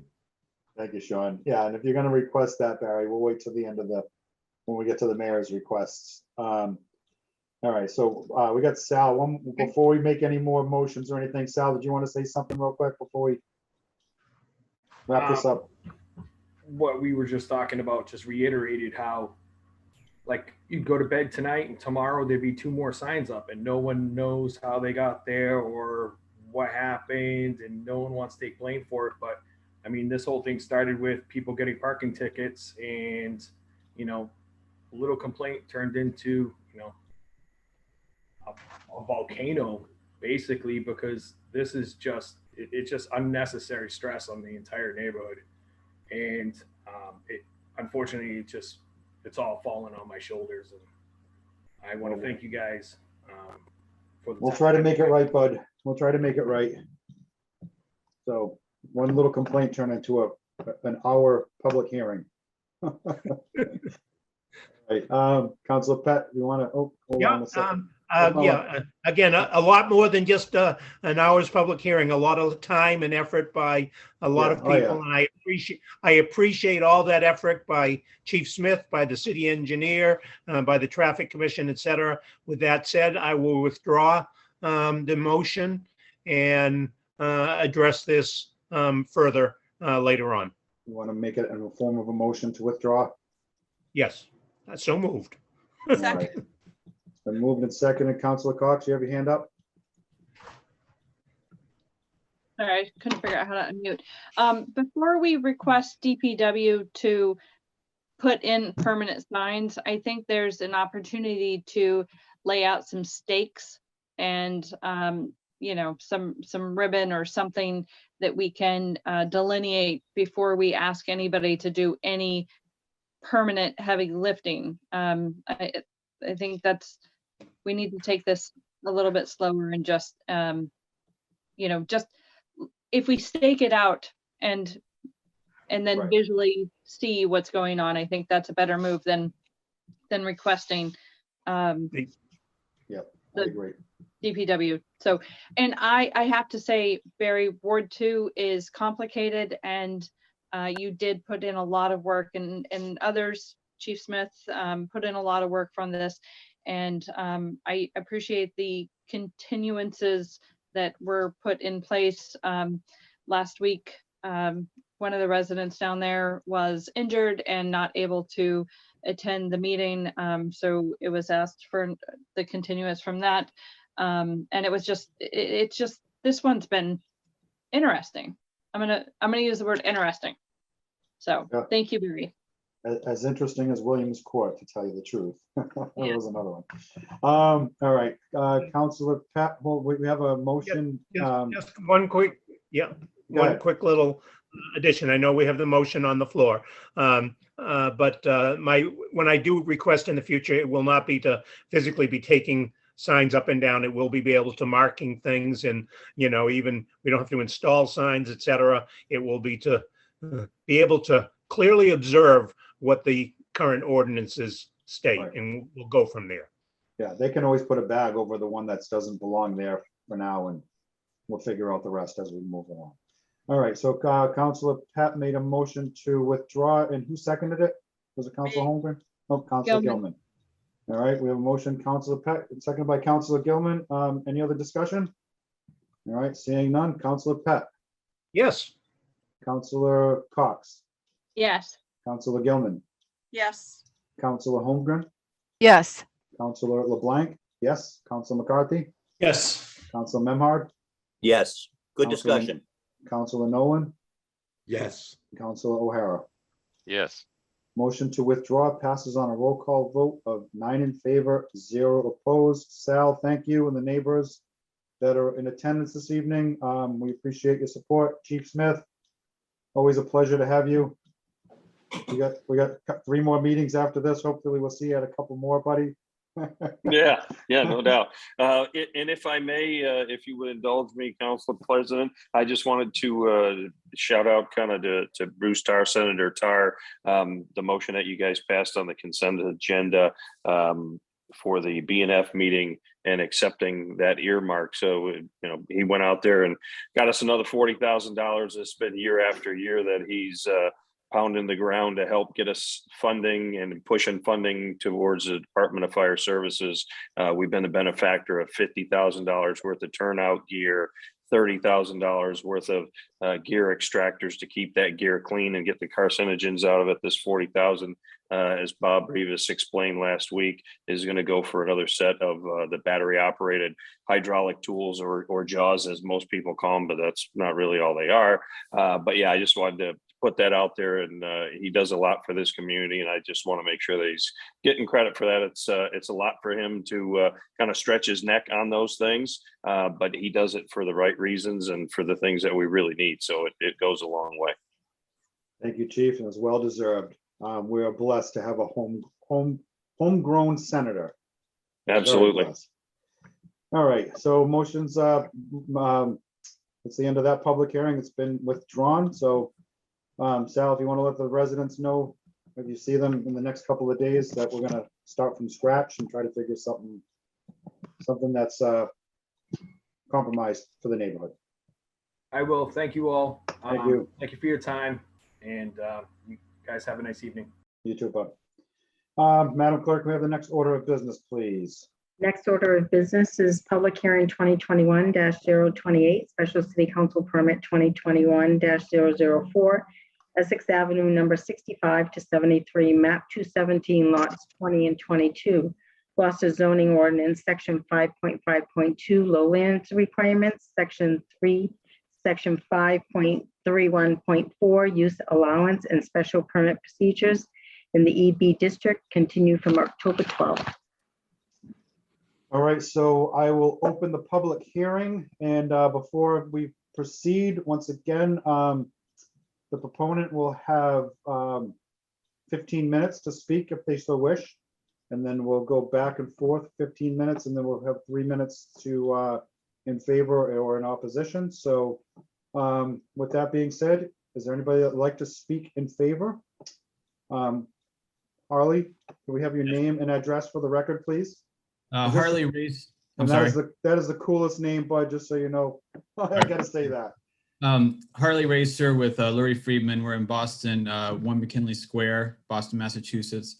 I represent the applicant 6573 Essex Avenue, LLC, and Reverie 73.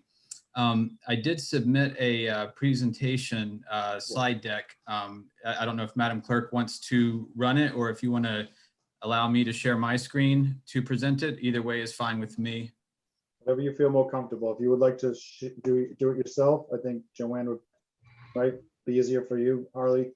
Sure, that's fine. And there are a few other, we have several members of our team observing on the line, and there are a few people that I would like to ask the council to recognize just to speak to their particular issues. Okay, if they want to put their hands up. So if anybody's from the team, all right. And I'll let you know when we're looking to hear from a particular. Okay, so I've got Rebecca, Chris, and Caitlin up so far. Okay. And Benjamin. Okay. Very good. And am I able to share my screen yet?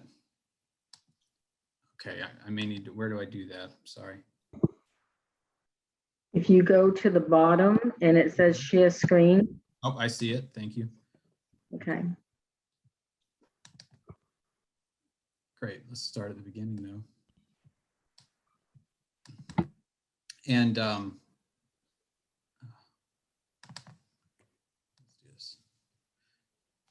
So we are here tonight asking the city council for two special permits. One is for a retail marijuana establishment in the extensive business district. And the second is for an exception to the lowland requirements. If we could recognize Jeff Black, the owner and CEO, I believe he is on. And I don't know if his hand is raised. It is. Do I have to recognize him now that I'm sorry, I don't know what. Council LeBlanc, you're muted. Yep, so Jeff's on, and is he gonna, Harley, is he gonna present or are you gonna present? I'm going to present. He wanted to address the council. I'll present, and then we're going to have two other presenters with this presentation. Okay, If so okay. it'd probably be better to get through the presentation and then allow him to speak after. Time wise. Okay, that's fine if that's how you prefer to do it. I will need to allow. What we'll be doing at this property at 6573 Essex Avenue is raising two old buildings that are there. Currently, there's a gas station and an automobile repair shop, and rebuilding with a single two-story unit. The gasoline station will continue, and convenience store will continue on the first floor, with the retail marijuana on the second floor. These are some before and after. The before on the lower, and then the after is the rendering on the top, just to orient the council. And this is coming from the other direction, the before on the bottom and the after rendering on the top. So just to give the council a brief overview of where we have been to get to this point before you tonight. We entered the host community agreement with the city of Gloucester several years ago. We have the provisional license, which has been approved by the Cannabis Control Commission. A little over a year ago, we appeared before the Gloucester Zoning Board of Appeals and obtained two variances and two special permits to move forward with the project. Next, we went to the Gloucester Planning Board, which endorsed our approval not required to combine these two lots. There are currently two lots. We needed to combine them to meet the minimum square footage requirement under the ordinances for a retail marijuana dispensary. We also got site plan approval from the Gloucester Planning Board. We went then to the Gloucester Conservation Commission, which approved an order of conditions. We needed to go to the Conservation Commission because of the proximity to wetlands. It is it's entirely in lowlands. And the Gloucester Conservation Commission has approved our notice of intent, and the order of conditions are imminent. We expect them at any time, today or tomorrow even. We also went to the Massachusetts Employment Protection Act office, where we filed an environmental notification form so that all of these relevant state agencies could review the project, comment on it, and set the scope of the permitting that we would need on the state level. And we are here tonight after appearing before the Planning and Development Committee, including a site visit and a couple follow-up meetings with the Planning and Development Committee. I would like to let Chris Tamula from GPI present this portion of the presentation. Is that possible? We sure can. Okay. All right, Chris, can you hear me?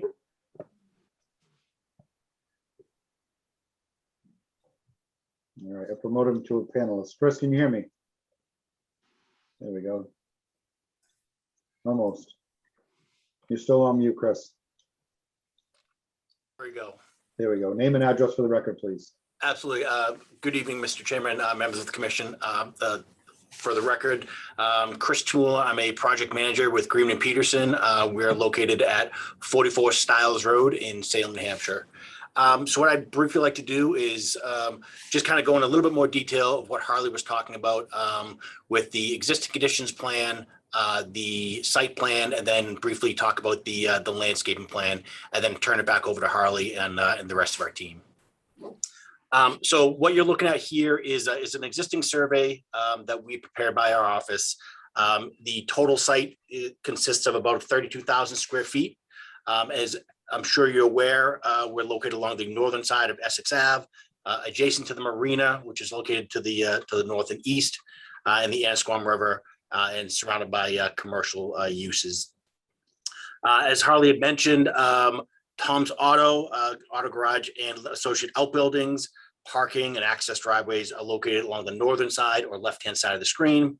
The mobile gas station, convenience store, and Dunkin's building are centrally located in the middle of the parcel, along with the existing fueling canopy, which has 4 islands and 8 fueling positions. In total, the parcel has 39 existing parking spaces. It's fully developed with about just under 32,000 square feet of pavement.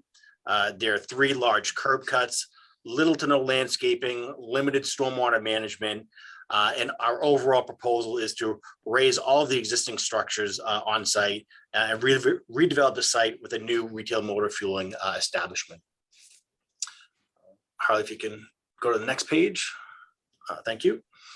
So as you can see here, the proposed redevelopment includes the new 2-story building, which is located in the upper right-hand corner of the site. And it consists of a C-store, a convenience store, and a Dunkin's on the first floor. And as Harley mentioned, the retail marijuana on the second floor.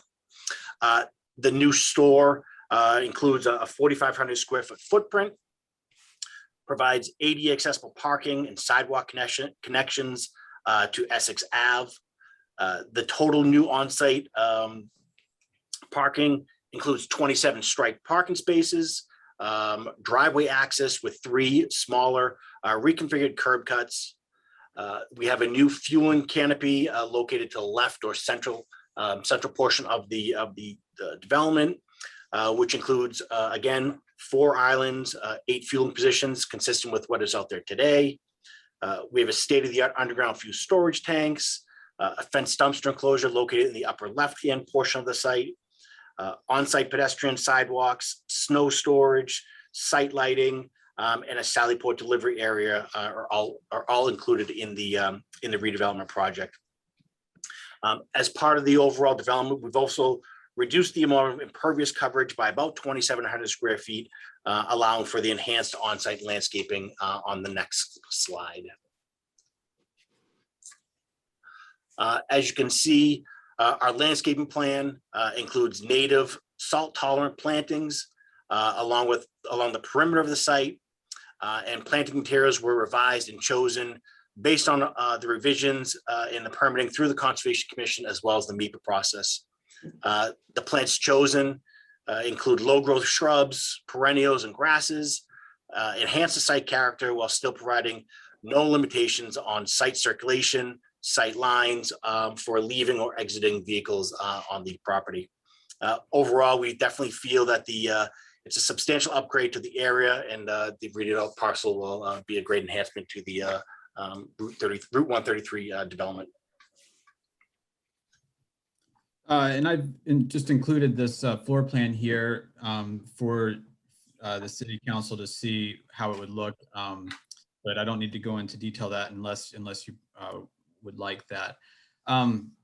But turning to the factors that the council is going to be considering for the retail marijuana special permit, under the ordinances, the social, economic, and community needs are met here by, we've already entered into the HCA with the city, and it would be filling the 3rd retail marijuana dispensary that Gloucester has found that it would permit. The traffic flow and safety, we had extensive traffic study and analysis. The Zoning Board of Appeals approved the special permit for the parking that we have. The Planning Board made some adjustments to the plan for pedestrian safety, and we made improvements with design. It's an improved design with respect to the potential flooding and from the current design. It's also the adequacy of the public services. It's fully operational site right now. So it meets those needs. It won't be an additional tax or increase on those. And there's public transit access. As far as the neighborhood character and social structure, it's cited in the extensive business district, which is the only zone in which retail marijuana establishments are permissible in Gloucester. And it's also a continuation of a convenience store and gas station use that is already very popular. And but it's also a net reduction in the building footprint and importantly, a modernization and rebuild of what's on site and a significant upgrade as Chris mentioned. And as far as the qualities of the natural environment go, we went through the extensive MEPA process review. We went through the Conservation Commission review, and it's the site as it is now is currently fully developed with no green or open space. The new design does add landscaping and does add permeable surfaces, and as I mentioned, reduces the building footprint. So it meets all of the qualities of the natural environment. And finally, the potential fiscal impact refers back to the host community agreement, which will provide a significant net positive for the city of Gloucester and revenue and increased revenue once the site is up and operational. If I could please have you recognize Mr. Ed Davis. He's on, and I think he has his hand raised to briefly explain the security plan, which my understanding is that the Gloucester Police Department approved the security plan either today or yesterday, but I'll let Ed fill the council in on that.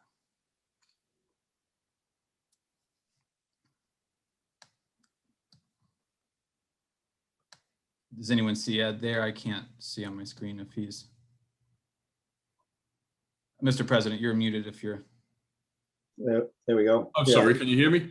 Yep, there we go, Ed. So yeah, he's Okay, on it. Thank you. Yep. Thank you so much, Mr. President and members of the council. My name is Ed Davis. My office is at 2 Atlantic Avenue in Boston, Massachusetts. And I'm mislabeled on a Zoom call as my daughter got her hands on this computer. My apologies for that. I'll be brief. I know time is limited here, but we are the security company for Reverie 73. We work with them on a number of projects. In this particular security process, standard security operation plan, we've put together a 6-point plan that I'll just cover really briefly. There's been advanced assessment and planning, a risk management and compliance team has been assembled. One of my project manager has had conversations with Chief Conley and issued or submitted our SSOP to him. We have worked on daily operations, including line and queue management, which is something really important to us, inventory and cash management. Our security operations procedures, you can see there, amount to all of the things that you would think about as far as securing a facility like this. We are driven in this SSOP through the CCC and 935 CMR 500.110. That requires that we cover interior lighting, sally ports, which is the area where the deliveries will be made, money management precautions, as well as making sure that all vaults and safes are Underwriter Laboratories listed at anti-fire and burglary. You can go to the next one, Harley. We'll have on-site security personnel, a full-time security manager dedicated to Reverie 73 to ensure compliance and ongoing risk management. Certainly access control, card keys and the like, which are overseen by a very sophisticated video system. And then the integrated security system, starting with video, will be Underwriter Laboratories listed, including all of the things that you see here, including fire alarms, mass notifications, and visitor management, as well as alarm monitoring. So happy to answer any questions that you have about these topics. I hope it was comprehensive. All right, Ed, thank you. We're going to wait for council questions a little bit later. Thank you, sir. All right, so just so you guys know, you're about 14:40 in time. We're going to allow you all the time you need, but we'll just have to get it on the back end for the other people, anybody in opposition. So no, yeah, I understood. Last slide. Just to briefly address the exception to lowland requirements. This is a modernization and a rebuild of the entire site using modern technology and flood rating proof. We got we had specialist expertise of Weston and Sampson designed to mitigate and anticipate the changing climate through 2070 and build to meet those anticipated needs. And with that, we'll conclude and turn it back to you. I'll stop sharing my screen. All right. And thank you for the opportunity.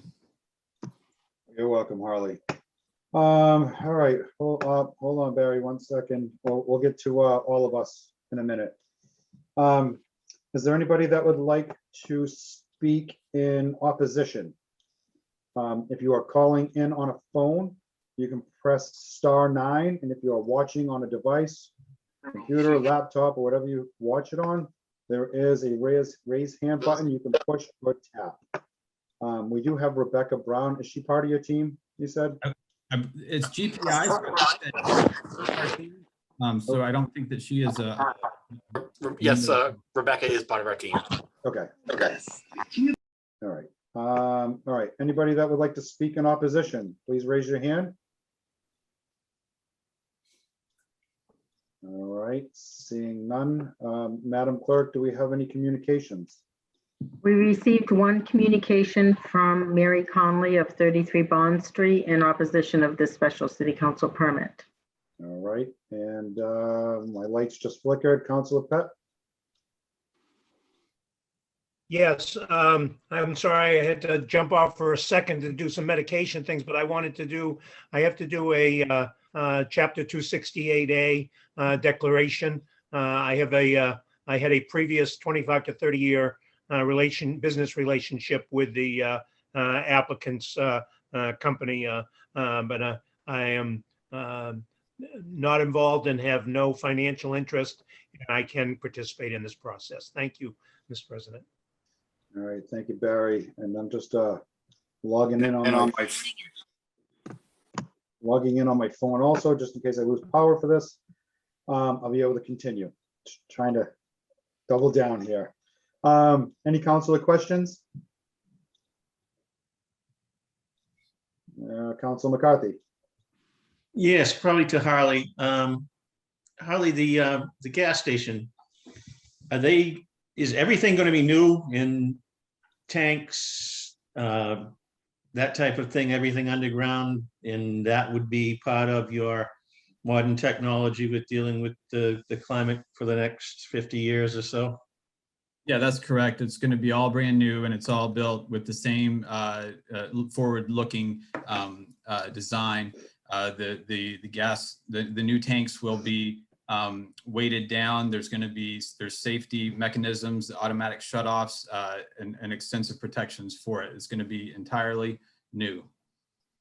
Thank you. Thank you, John. Councilor Cox. I just wanted to make the announcement that I am going to recuse myself from this vote because 90% of this happened while I was away on vacation, and somehow I clearly missed that this was on the agenda tonight, and I was not able to watch the prior videos of P&D. So I'm going to recuse myself from the vote. Thank you, Melissa. Any other councilor questions? Councilor Memhard. Thank you. Great presentation, nice and clear. Interesting development for that area. I would have some fundamental objections based on the environmental sensitivity of the area that you're building in. But I think those are clearly addressed by the improvements you're making to the existing construction and activities that are already there. If we were starting from scratch, this would not be an area that I'd recommend putting any kind of facility into, but right now it's been developed, the marsh has been filled. So I think that your project represents a net improvement. My one question would be accessibility in terms of sidewalks on Essex Ave, Route 133. And I agree with everything that you said, and we had similar conversation, a lot of conversations with MIPA and Coastal Zone Management and DCR on the same area. As with regard to the sidewalks, I'd like to turn it to Chris if he could answer that question. Absolutely. Thank you, Harley. Yes, from a sidewalk point of view, we have both an ADA accessible route along Essex Ave. We're providing ADA ramps access point from the existing sidewalk system that are being upgraded to brand new sidewalks along the entire frontage of our site. And then during the planning board process, there were some discussions of adding some additional sidewalk connections for the parking that's on the left-hand side of the property, which we've added to the plans as well. So there's adequate pedestrian accessibility as well as ADA access throughout the entire site. Awesome. Thank you. Thank you. Any other councilor questions? Council McCarthy.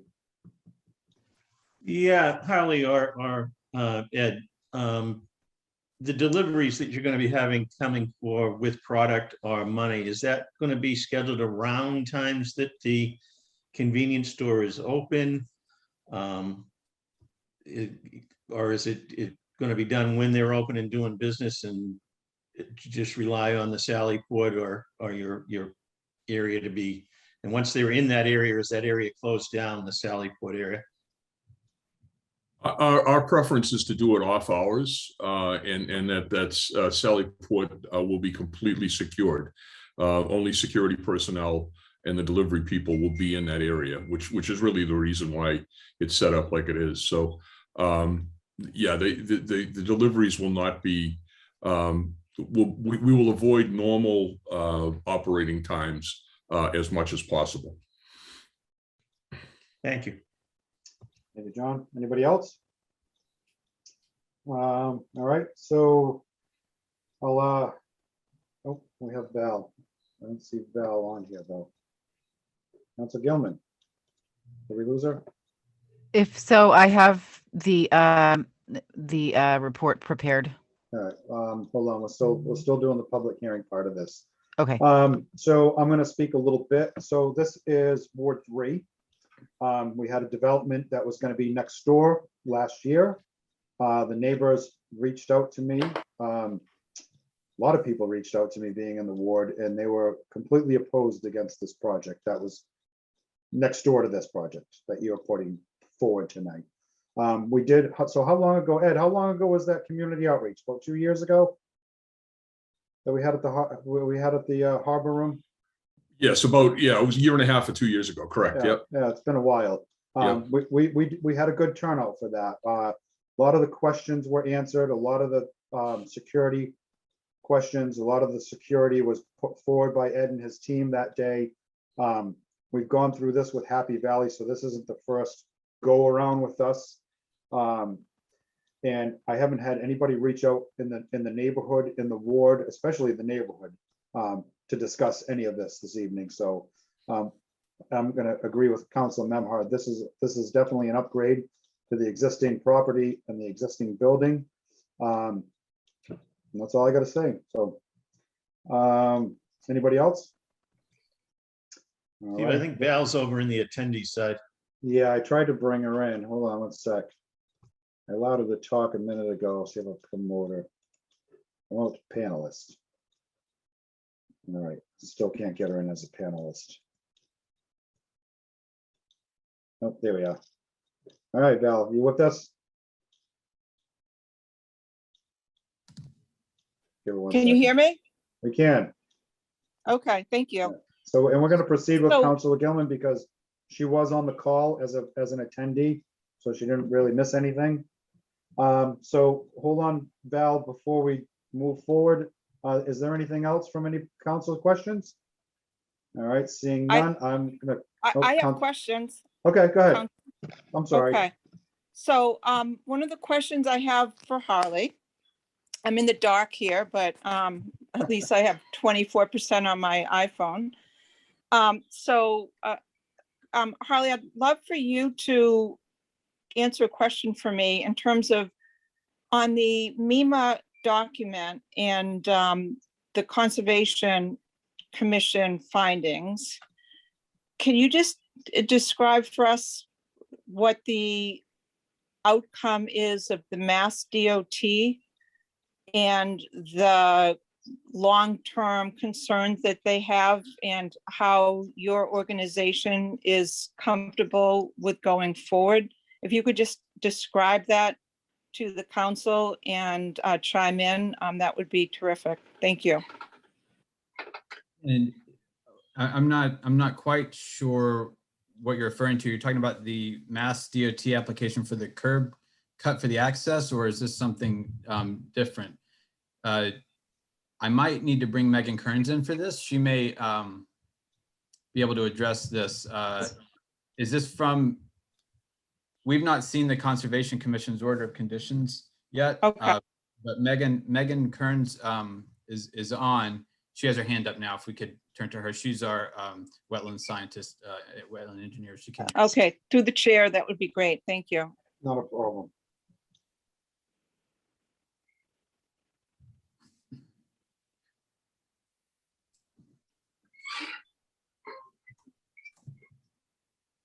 Rebecca, can you hear me? You're on mute. Megan Kearns, Oh, please. I'm sorry, Rebecca has her hand up too. Megan, let's see. I don't see Megan on the call. I can see her. I got her. Okay. There we go. All right. Let's see. Did she come up?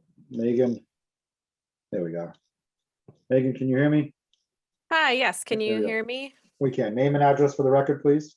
Sure. My name is Megan Kearns. I am a scientist at Epsilon Associates at 3 Mill and Main Place in Maynard, Massachusetts. And I guess we did have a section on traffic for our MIPA ENF. That I don't know, Chris Tamula, you might be able to better answer questions on Mass DOT and those traffic analyses that your company did. Sure, and Mr. Chairman, let me just jump in real quickly. There was a little bit of confusion. Heather Montecup from our firm was the one who was really involved in the traffic portion, and Rebecca Brown is here on behalf of Heather because Heather had another meeting to go to.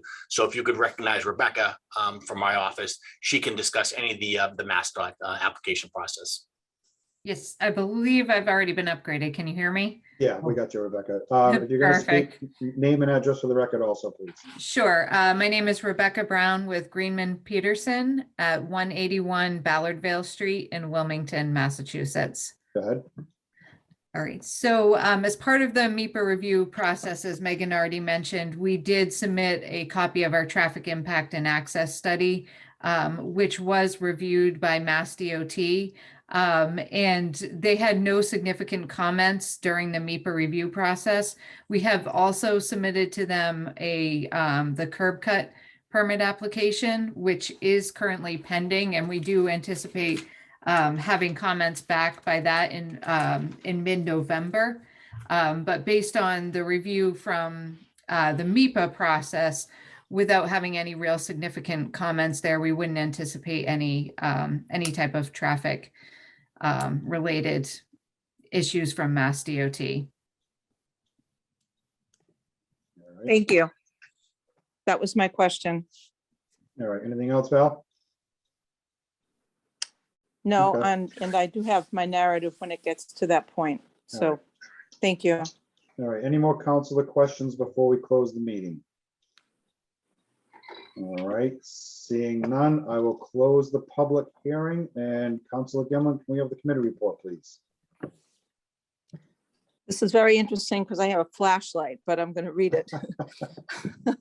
On a I motion appreciate your by diligence. Councilor Gilman, seconded by Councilor Holgram, the Planning and Development Committee voted by roll call, 3 in favor, 0 opposed, to recommend that the City Council grant to 65-73 Essex Ave LLC and Fresh Fields Gloucester LLC a special council permit 2021-004 for the property located at 6573 Essex Ave, Assessors Map 217, lots 20 and 22 in the EB District pursuant to Gloucester zoning ordinance, section 5.5.2, lowland requirements, in section 5.31.4, use allowance and special permit procedures to construct a 2-story modern building which will continue the gas station and convenience store on the ground level with a marijuana retail dispensary in the 2nd floor.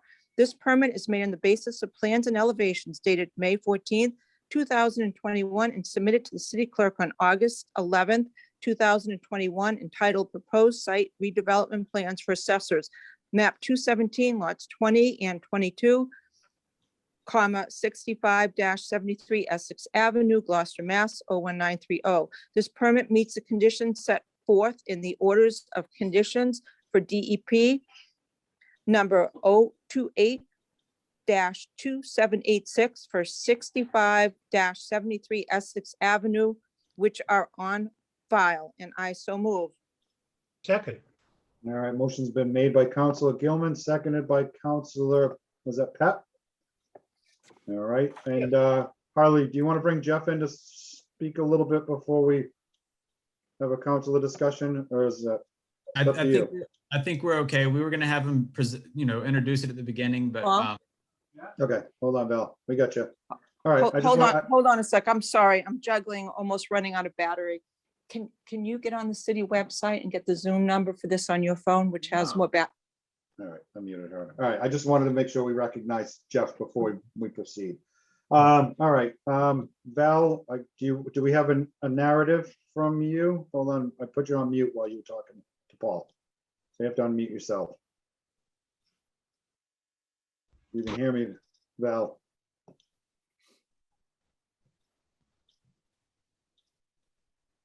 All right, why don't we give her a second?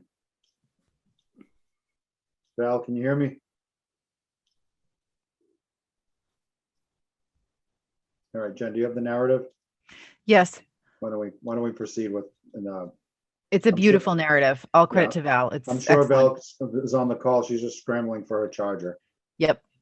Okay, counselors, we have before us a special council permit 2021-004 for Essex Avenue, number 65 through 73, map 217, lots 20 and 22, GZO sections 5.5.2 for a lowlands requirements exception, and 5.31.4 use allowance and special permit procedures for a marijuana establishment in the extensive business district.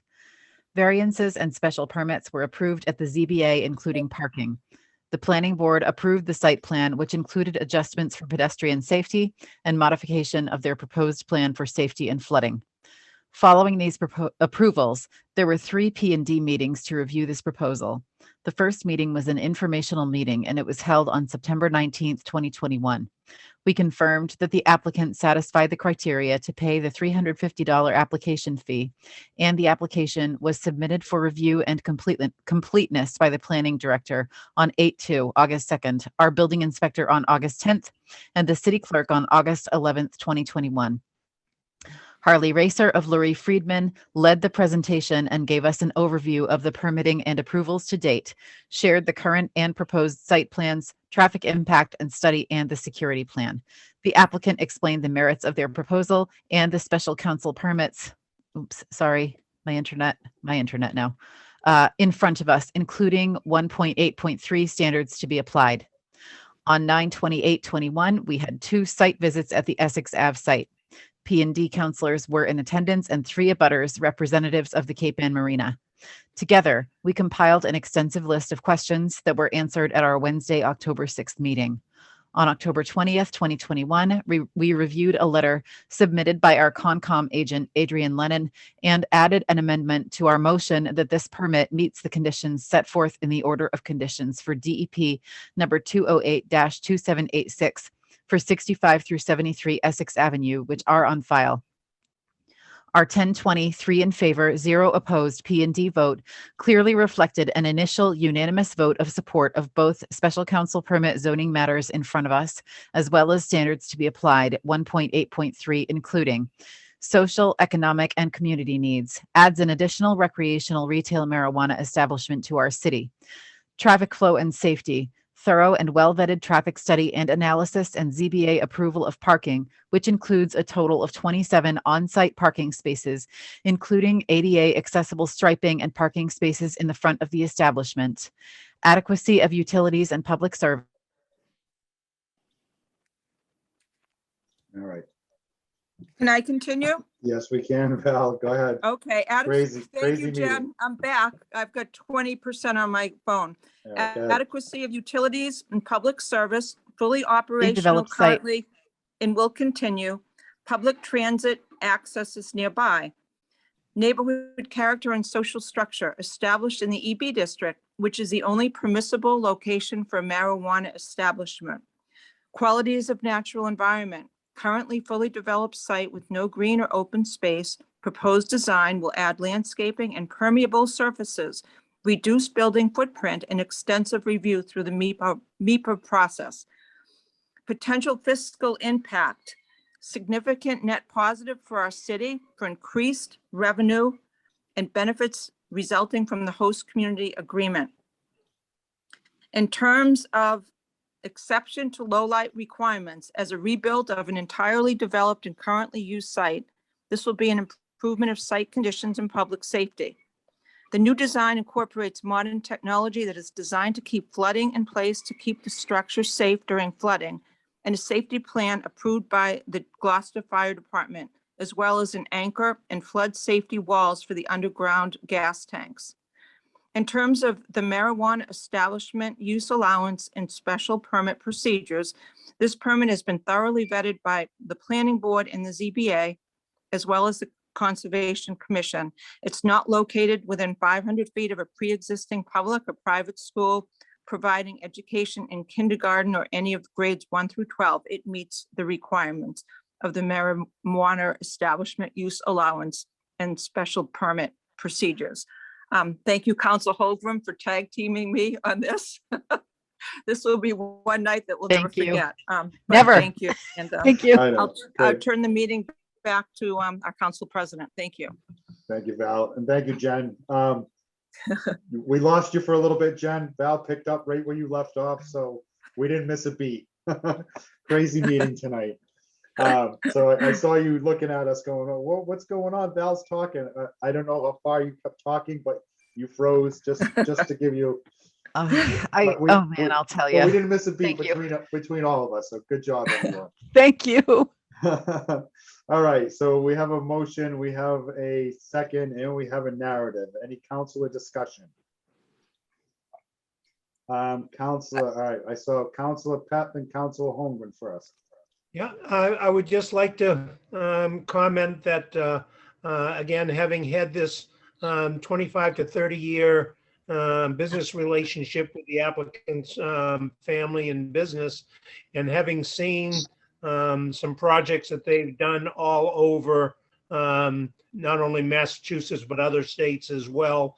I'm confident that this will be well received by the community, will be done in a top-notch professional manner, and I will be supporting it wholeheartedly. Thank you. Thank you, Barry. Councilor Holmgren? Likewise, I agree with Councilor Pett, although I have not had a business relationship with a client in the past. Oh, am I frozen? No. No, Okay. Good. I want to thank the applicant for the absolute thoroughness that they have brought to the table. It instills a lot of confidence in me, and I will be supporting this evening. Thank you. Thank you, Jen. Councilor McCarthy? Yes, I will be supporting it. Under 1.8.3, I think it meets the standards, social, economic, and community needs to the community, the adequate utilities, the traffic studies that have been done, the lowlands exception. It's already a developed piece of property. Will be improvements to the existing, using modern technology, dealing with climate changes. And I think it's great that they're keeping the only gas station we have that side of the bridge open. I think that's an important factor here. So I will be supporting it. Thank you. Thank you, John. Councilor Memhard? Yes, likewise, I will be supporting this motion tonight for all the reasons that were set forth by the Planning and Development Committee's proposed motion for us. So thank you. Yes. Thank you, Scott. Councilor Nolan? First of all, I'm happy to say that it's the second oldest mobile station in the country, supposedly, and I'm glad to see it stay on the side of the bridge. It makes sense for us. And in my short term of life, this will be the third transformation of that property. And I think it's always been a fitted needs to the public. I do believe it meets all the criteria of 183. And I don't have any problems with this at all. Neither have I gotten any feedback from the residents in my ward. Great job. I look forward to it. Thank you. Thank you, Sean. Counselor O'Hara? Thank you. I agree with what has already been said. I think it meets guidelines. It will be an improvement to the area, to the city. And as has already been mentioned, I have not gotten any calls, if you will, complaints of the project. So I will be supporting this tonight, and I wish the applicant well. Thank you. Thank you, Jamie. Anybody else? All right, same with myself. I'm going to be supporting this evening. Great job, very thorough. Goes back to the 2 years ago, almost 2 years ago, with the community outreach and the presentation that was done back there, which was very, very thorough, and I was impressed 2 years ago. So I can only imagine, you know, the leaps and bounds the past 2 years have come to get this to where it's at today. Also being the ward counselor, and Sean being the ward counselor across the street. If you guys need any help with anything, just reach out to either one of us. We'll make sure that the transition is smooth. With the residents, it's good to maybe get a liaison that's on the project to help represent the neighborhood. That'll be a go-to person when the project does start. We'll have a go-to person rather than having you know, a million different emails and me trying to email a project manager or a site guy or this. Maybe we appoint one person from your project that'll be the go-to person for the neighborhood. Any questions or like that. So moving forward, that's my advice. And under all the reasons from Planning and Development Committee and everything else, I will 100% support this evening. Councilor Nolan? I did forget one thing, as it's been an existing business here, and the Black family already knows, but you can see from this meeting tonight, it does get windy and the weather does change, so I would recommend a nice generator. I'm sure there'll be one. You don't want to sell gas by flashlight? All right. With that being said, if there's no other councilor discussion, I will call for the roll call. Councilor Pat. Absolutely, 100% yes. Councilor Thank you Cox for- is thank you recused. for everything. Councilor Cox is recusing herself. Councilor Gilman. Yes, absolutely. Thank you so much. I totally support this, and I appreciated the professionalism of the applicant through the whole process. Thank you. Councilor Holmgren. Yes, 100%. Councilor LeBlanc, yes. Councilor McCarthy. Yes. Councilor Memhard. Yes. Councilor Nolan. Absolutely. I want to thank Val, Jen, and Barry on the planning committee, and also all our committees and commissions for doing a great job. Harley and company, this is a perfect example of how things should work. Thank you. Thank you, Sean. And Councilor O'Hara. Yes. Motion passes on a roll call vote of 8 in favor, 1 recused. All right, congratulations, guys. We're looking forward to seeing what you can do for the community and for the neighborhood. Thank you And very much, Mr. President. Thank once you, again, Councilors. if there's anything you need, just definitely reach out to us and we'll help you with the process also. Thank you very much. Especially the neighborhood. It's been a All right. pleasure. Thank you. Thank you very guys. much. Good night. Have a good night. All right, Madam Clerk, next order of business, please. Next order of business is for council vote. Requests from the Budget and Finance Committee to request the Board of Health to come before BNF pursuant to City Charter, Section 2-6, Council Access to Information. All right, is there somebody from Budget and Finance that would like to read the motion? Councilor Cox. I'd be happy to. All right. Let's see.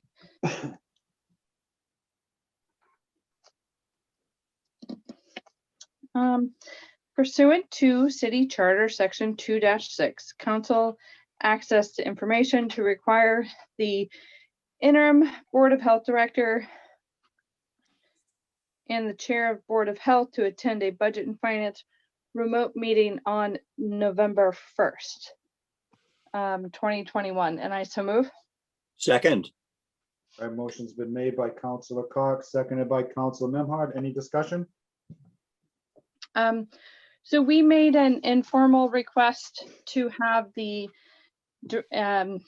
interim director before Budget and Finance to discuss a grant that was returned to the state. And he invoked the charter. So we are doing our due diligence and making the request officially. Thank you, Melissa. Any other councilor discussion? All right, seeing none, I will call for the roll. Councilor Pat, Yes. Councilor Cox, Yes. Councilor Gilman, Yes. Councilor Holmgren, Yes. Councilor LeBlanc, yes. Councilor McCarthy, Yes. Councilor Memhard, Yes.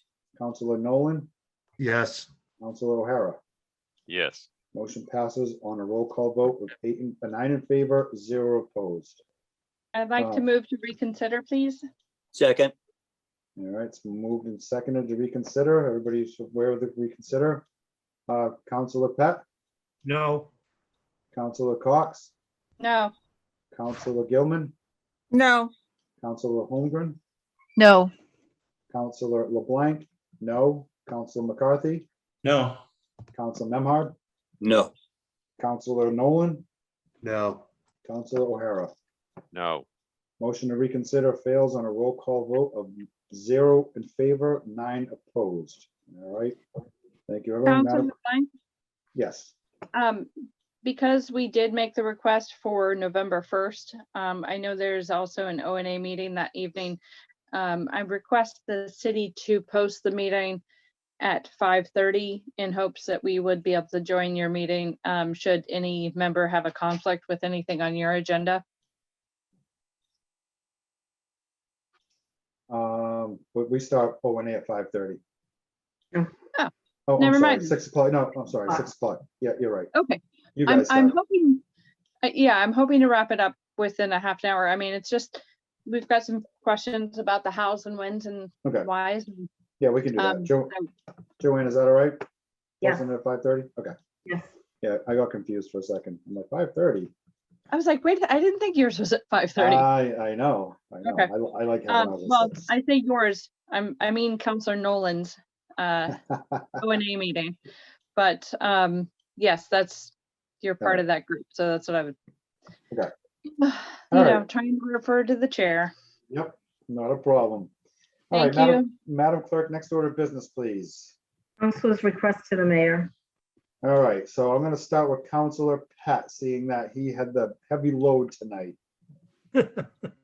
I have 2 requests to the mayor and through the mayor to the administration. Number 1, I would like again to ask that we set up a meeting to discuss traffic issues and parking issues, not only in Ward 2, but in adjacent areas in Ward 1 and 3, and some other areas of the town, of the city.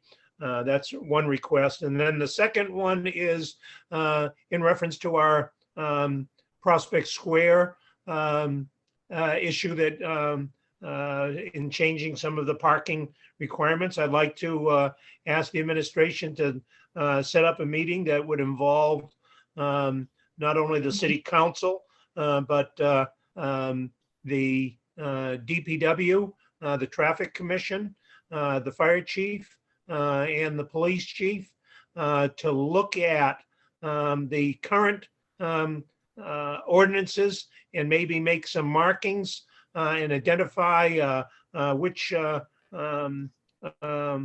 signs are correct, which are not change anything or whatever. We can maybe we can bag signs or, put some marks where some are supposed to be or whatever, but not do anything, and then have further discussion with the neighbors and the full council to see if we can come up with some new regular ordinances that also cover the public safety aspect that Chief Smith's worked so hard on trying to put together. All right, thank you, Barry. Councilor Cox. I have nothing. Thank you. All right, Councilor Holmgren. Oh, yeah, Councilor Holmgren, I'm sorry. Don't forget to vote Tuesday. Thanks, everybody. There you go. Councilor McCarthy. I think I'm going to skip this week. I'm tired of asking questions and not getting answers, so I'll take the week off. Amen to that. Councilor Memhard. Not to follow up directly on Councilor McCarthy's comment, but I would like to request from the administration an update on my prior request for and timing as to the repaving or reconstruction or repair of the East Gloucester Square sidewalks, which are in highly hazardous and unsafe condition. Thank you, Scott. Councilor Nolan. I just want to wish anybody that has to work tonight or be outside to be safe and watch for fallen limbs. I hope everything is good. And in the morning you wake up, you see any gutters or any drains that may be flooded in front of your house or some debris.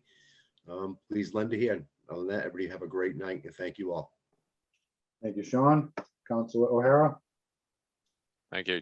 I'd like to ask the mayor if she could respond to my numerous emails regarding St. Anne's veterans in compliance with Massachusetts State Building Code. Thank you very much. Thank you, Jamie. Councilor Gilman. Thank you. I've got three. I'll be quick. The first is I'd like to request through the mayor that our city clerk and IT director work on a website enhancement that would advertise all of our public hearings. Joanne and I had talked about this about 2.5 years ago when James Pope was here. And it was just, it's an idea that we don't have a lot of people subscribing to the newspaper anymore. And that's our primary way of communicating to people upcoming public hearings, unless you're an abutter. And I just think that it would be really a great enhancement just to have like a ticker tape thing on the top of our website that kind of advertises when the public hearings are.